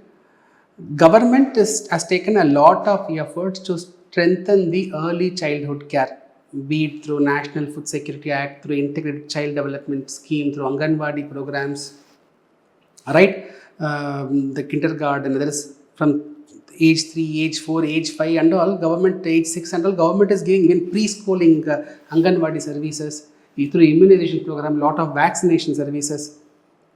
During pregnant period for pregnant mothers and newborn, lot of food supplements, lot of things through National Nutrition Mission, Poshan Mission. Government is trying to take care of the needs of the young children. But however, that is not sufficient. The first 1000 days of the baby birth, the first 3 years is very, very, very crucial. 85% of the brain development happens during that initial 0 to 6 years, and particularly in that first, second, third year. So in this early childhood, beyond providing ration services, beyond providing vaccination, government should take efforts to train, to counsel, to take efforts to ensure sufficient care is given to those young children. Right? That is what the article is all about. So Indian policy progress so far, be it the NFSA Act, Poshan Abhiyan, National Education Policy is also talking about the early childhood care, right? I also mentioned in the prelims class that 85% of the brain development happens during the time period. So there are many policy measures, but still, despite of all these policy measures, even now we have higher level of stunting, higher level of wasting, higher level of anemia. There's a lot of gaps involved. So Anganwadis, as I said, they focus mainly on food supplementation. Health system, they will focus on vaccination, survival and disease control. What about the child care and the early learning? The attention given is very less, particularly for under 3. So we have to focus on that under 3. So in this backdrop, the main way is to counsel the parents, counsel the mothers on how to provide that early care. Many a case we see a lot of working mothers. So there will not be any proper functional alternative. Working mothers, they fail to perform that caregiving activity because of their compulsion, they go for work. So in this situation, one side, those mothers who have the luxury of taking care of children has to be given proper counseling to tell about the importance of the caregiving to the babies in the initial 3 years. Another side, those working mothers, their caregiving role has to be compensated by proper crèche facilities. Karnataka government, they have come up with a new initiative called as, see, I might be wrong in pronouncing this, friends from Karnataka, please do not mistake me. I think Kusina Main or Kusina Main, it is a panchayat-led crèche facilities which will be set up, and the panchayat, the local bodies, they will be collecting funds and they will be forming this crèche facility so that those working mothers, they can go, the babies will be taken care by the crèche facility. Similarly, we have Palna scheme by central government, similar thing. So government through Anganwadi workers, crèche facilities will be created for the working parents. So such efforts, such crèche facilities is important, particularly in the market zones we have to create crèche facilities, in the office zones we have to create crèche facilities. You will have migrant labor clusters, there we have to create crèche facilities. A lot of people from other states, they come settle here, they go for work in construction sites. So the migrant workers, they stay in a particular cluster, there the government has to take efforts, either local bodies or state government or central government or along with private participation. Crèche facilities has to be set up so that early stage care can be given to the children. Right? See, only when they are developed only when their ability is developed, only when their functionality is developed, in all sense, nutrition, cognitive development, thinking, critical thinking development, only then we will have a good demographic dividend in future. Okay, so the article suggests 3 practical priorities in administrative priorities or suggestions what the government should do to address this. Priority number 1, counseling, as I already mentioned. So Anganwadi workers, when they go to the houses for providing the supplements or rations, or the primary healthcare centers, when they go to the houses for providing vaccination support, they have to counsel the parents regarding the caregiving.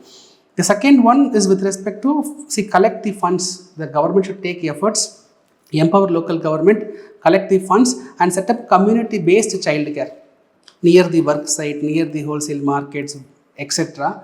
And also enable a framework to encourage the private sector participation so that many crèches are being constructed and that early essential care is being given. The third one is review and track the child development outcome. So Anganwadi workers or the primary healthcare centers, when they go for providing supplements or other nutrition benefits or vaccination or disease surveillance, when they go to the homes, they should not simply measure very objectively. Okay, they have to check. They have to check whether the children are able to speak well, children are able to walk well, children are able to play well. What is the quality of caregiving the mothers are giving to the younger children? If it is not adequate, they have to teach them. So like this, 3 efforts government can take to address this early childhood caregiving. Number one is counseling, number 2 is crèche facilities, and number 3, proper review system with the help of the existing infrastructure only. So yes, we have finished this topic. The next one is regarding the India-EU FTA. So India and European Union, recently we have signed our free trade agreement. Okay, we will discuss about the basics about the free trade agreement, then we will analyze what is the actual issue. Look at the highlights. So European Union has agreed to eliminate the duties on 70.4% of the goods. So tariff line means, assume there are 100 items. In 100 items, 70% of the items, European Union said to India that we will remove the tariff. That means on those 70 items, when India exports, there will be no tariff from the EU side. Right? Able to get, so they are eliminating the duties on 70% of the products. But the point is, those 70% of the products are the main products which we export. So almost 90% of the Indian exports, they fall under the 70% category. And EU also said, another 20% of the products will eliminate the duties on a phased manner. Likewise, India also said, initially, we will liberalize 30% of the market. 30% of the products, India said, we will eliminate the tariff. On a phased manner, we will go up to 96%. Step by step, on a phased manner, we will go up to 96%. Indian government has clearly mentioned that certain sensitive items, agricultural products, dairy products, beef, poultry, sensitive products we are keeping outside this FTA because we have to protect the interest of our farmers. Right? Other highlights, see where we will be, Indian consumer will be getting benefited. So the chocolates coming from EU, olives, premium cars priced above 25 lakhs, alcoholic products, we will have the advantage. Service sector, both the countries have agreed to have a broader understanding in service sector. Almost 144 service subsectors, there are the deeper commitments. India has an advantage in service sector. India also offered on 102 service sectors, we are giving you access to you as well. Here in this FTA, there was one issue. India was trying to address that issue, but India was not able to address that effectively. That is carbon border adjustment mechanism. This is the topic to be discussed. What is this carbon border adjustment mechanism? See, European Union is very much stricter about the carbon emission. So what European Union do, in their country, in EU, there are industries, those polluting industries, steel industries, cement industries, those polluting industries, European Union will tax heavily. Apart from the regular tax, they will have some additional taxes for the polluting industries. Now let's assume steel industry. Steel, 1 kg steel, I am assuming it is 1000 rupees. European Union is imposing additional tax of 100 rupees. So European steel becomes 1100. In Europe, this is everything is happening inside Europe. Now assume from India, now India and Europe has signed FTA, right? We both have signed FTA. Now Indian steel, if it is available for 1000 rupees per kg. Now if Indian steel goes to European Union, if Indian steel enters European Union market for 1000 rupees, then European Union steel is 1100, Indian steel is 1000, so our steel will be having better access to their market. But that is not the issue. What European Union says, look, steel industries are polluting industries. Since they are polluting more, we are adding additional tax. But in India, you are not doing anything like that. So when your steel comes to European Union, then our domestic suppliers will be affected. So what we will do is, at the border only, so when your steel even before enters India, we will impose a tax, additional tax. What is that? Carbon border adjustment mechanism. So like how we are taxing 100 rupees, we will tax for your 1000 rupees steel, we will tax another 100, 1100. So only this 1100 steel can be made available in European Union. This is called as carbon border adjustment mechanism. FTA means we are eliminating the tariff, right? For steel, assume they have understood to eliminate the tariff. But European Union says that, see, in our country, for steel companies, we are imposing an additional tax because of higher emissions. Now, if you implement such taxes, no problem. When you are not implementing, if we allow, as per the FTA, if we allow your steel to enter our country, then our steel producers will be affected.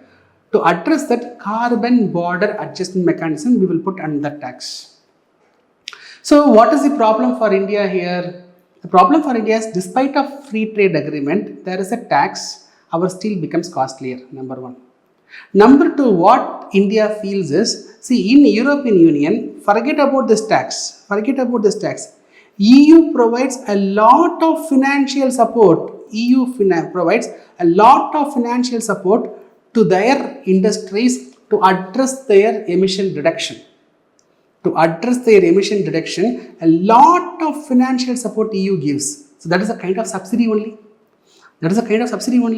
Yes, European Union taxes heavily for the industries which are emitting more. At the same time, European Union is providing a lot of financial assistance for their industries who are emitting more to bring some changes in the technology, to do some corrections.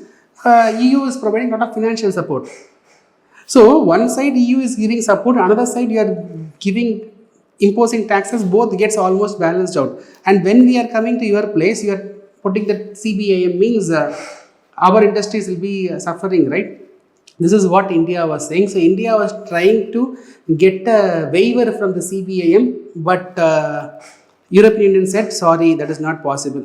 But EU gave one assurance that in future, if EU is giving any kind of such CBAM concession to any other country, the same concession will be given to India as well. So India wanted to have that waiver from the CBAM, but that was not possible. So now this is issues, but main analysis starts in a short while about the bilateral trade. So I think you can go through what are the major exports, what are the main imports, what are the numbers, how much trade we are doing. These numbers you please go through. I need not explain this.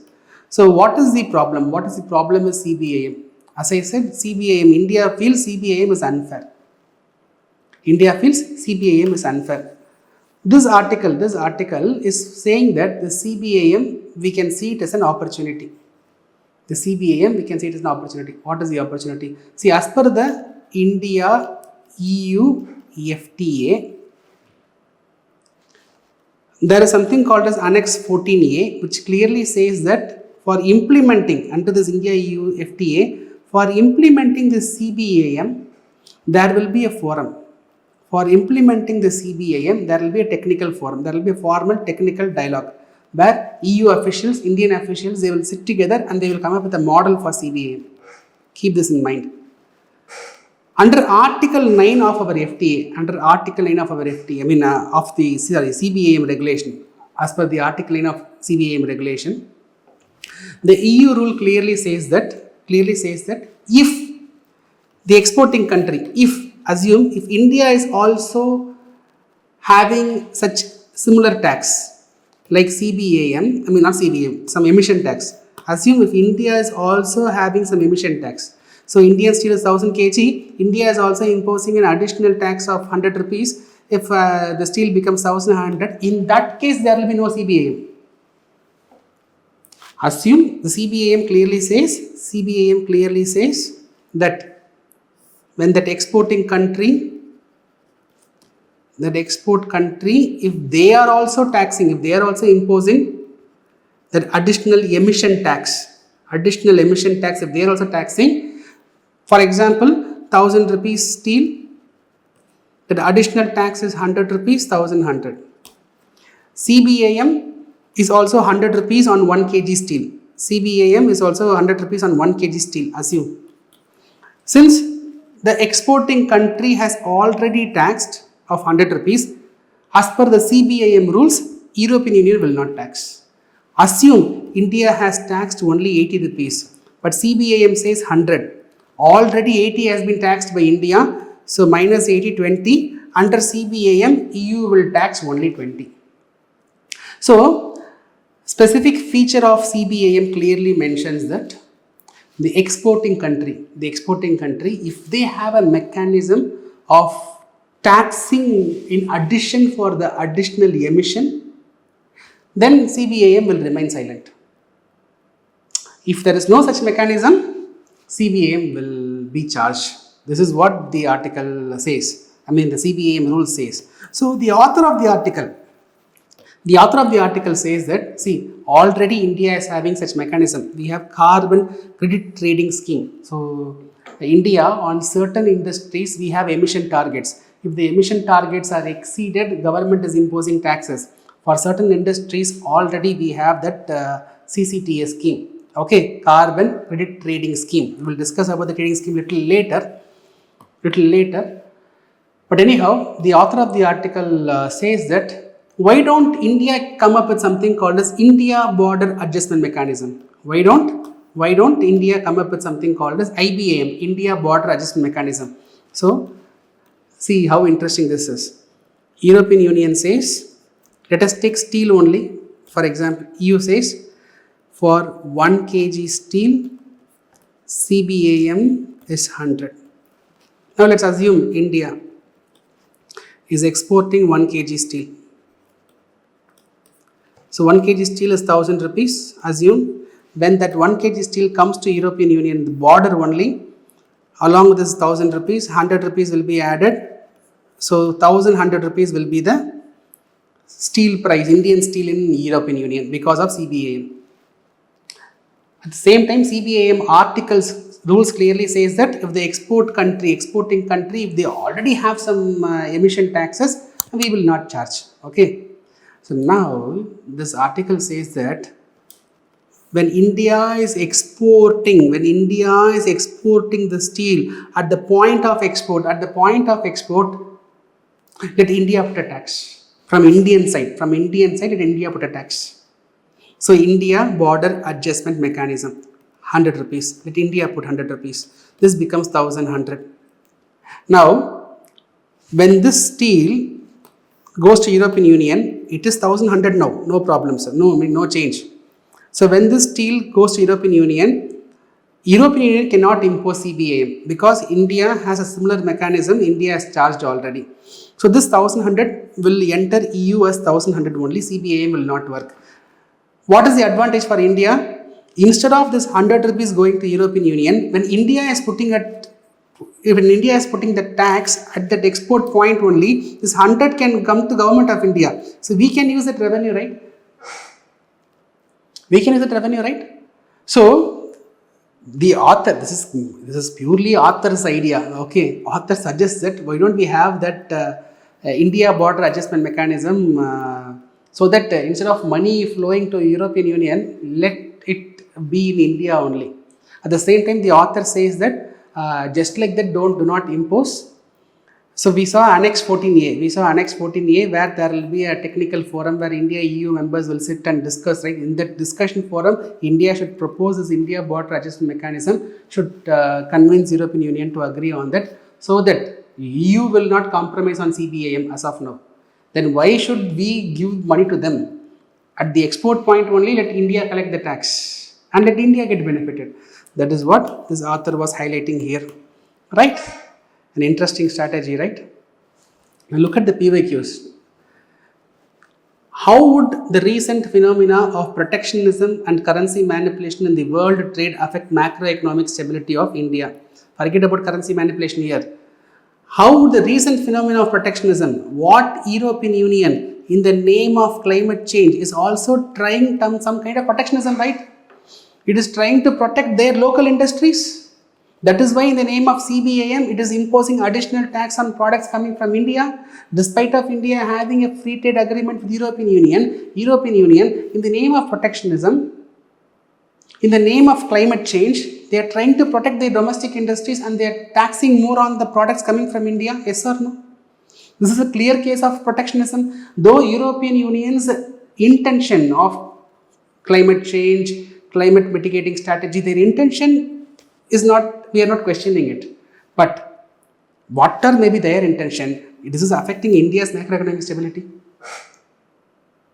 So this is not a direct question, for which our content can provide answer. But our content can be a suitable example for this question. Look at 25 question. What are the challenges before Indian economy when the world is moving away from free trade to protectionism? Once again, protectionism. So the world is moving towards protectionism.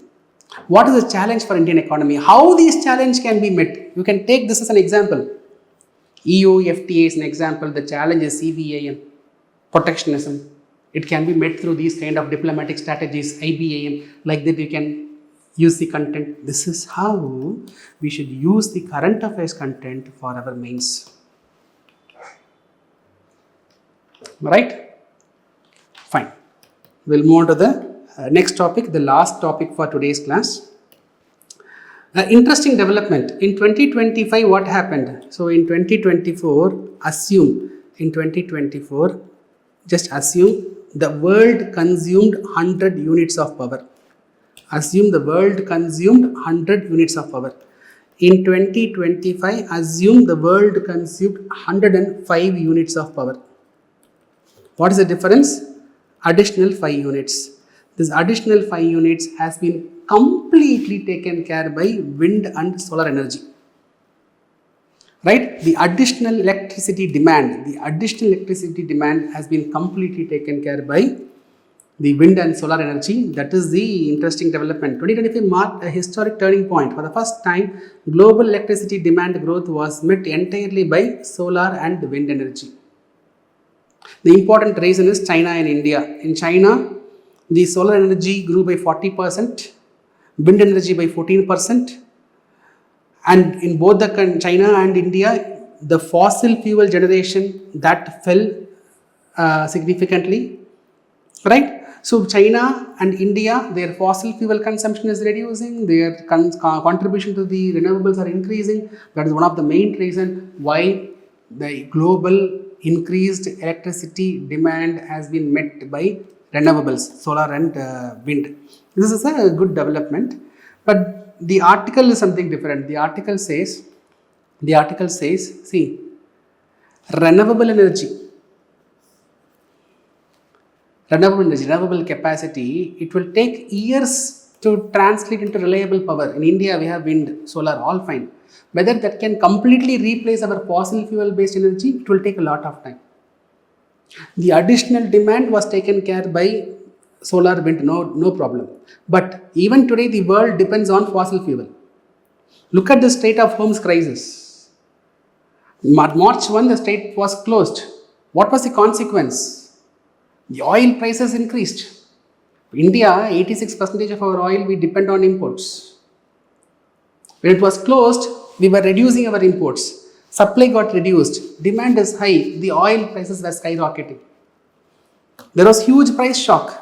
So if you look at India, 89% of crude oil we are importing, 47% of natural gas we are importing, 26% of coal we are importing. Over the years, recent years, if you see, the demand for natural gas consumption, liquefied natural gas consumption, LPG consumption, particularly after Pradhan Mantri Ujjwala Yojana, where free LPG connectivity is being given, a lot of households have got new LPG access and the LPG consumption has significantly increased. When the state of homes, when there is a crisis, when the state of homes was blocked, crude oil, LNG, LPG, all the prices, because we are heavily dependent on imports, all the prices drastically increased. So what India immediately did, we ramped up our coal production and gas infrastructure. We were trying to expand our partners. We started getting from alternative suppliers. Oil marketing company, they were facing huge loss. So government of India was paying 30,000 crores to help the oil marketing companies to address their losses. LPG, domestic gas price were also increasing significantly.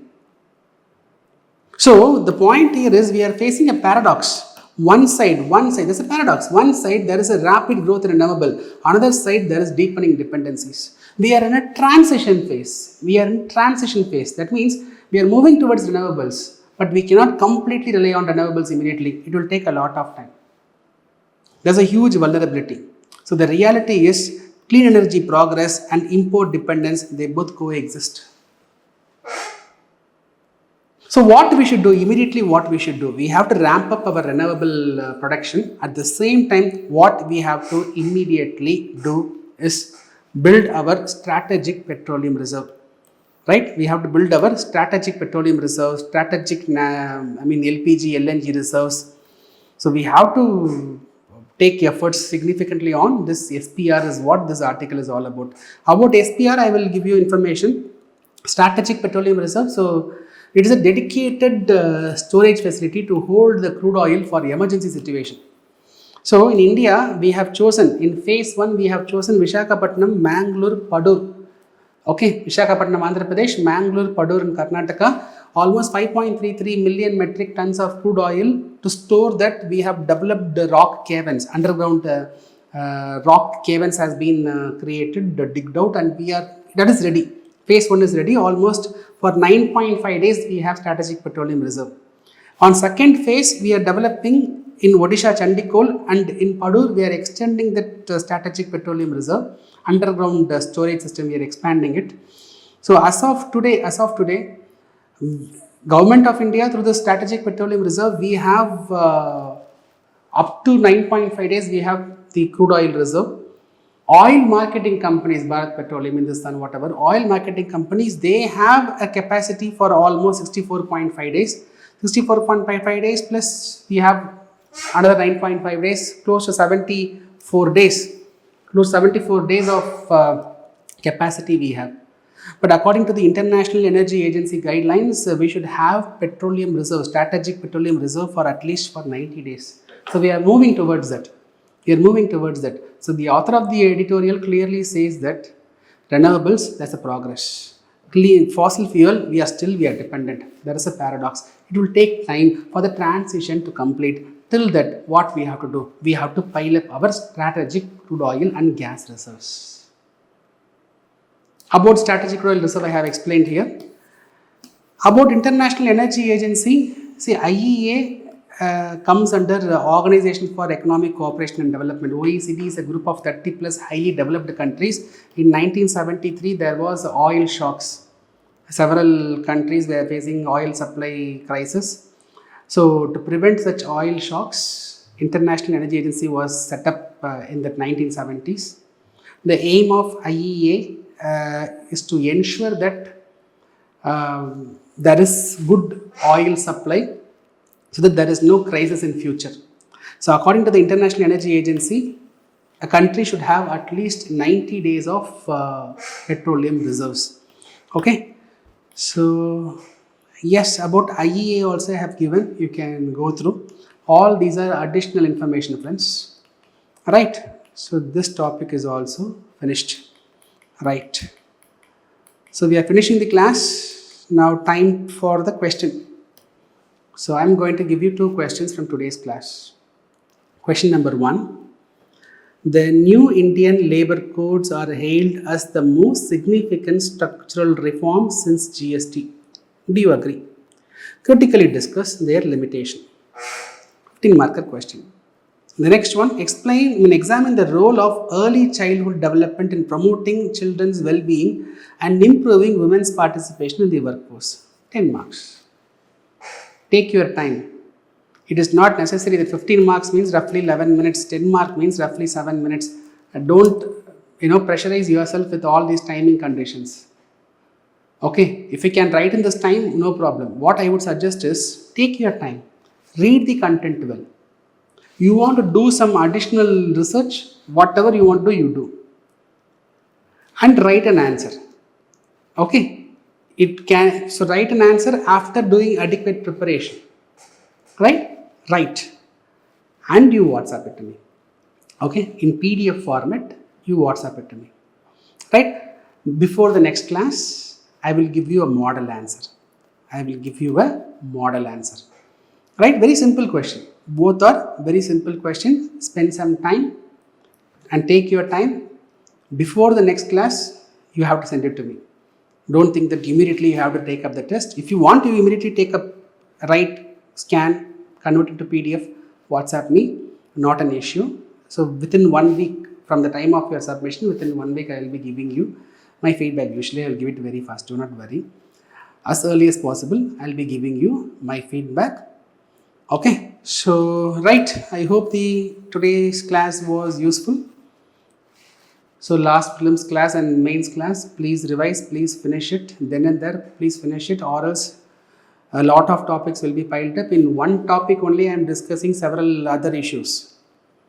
So I think we finished 12 topics in prelims and 7 topics here, all put together 19 topics we have covered. But do you think that we have really covered only 19 topics?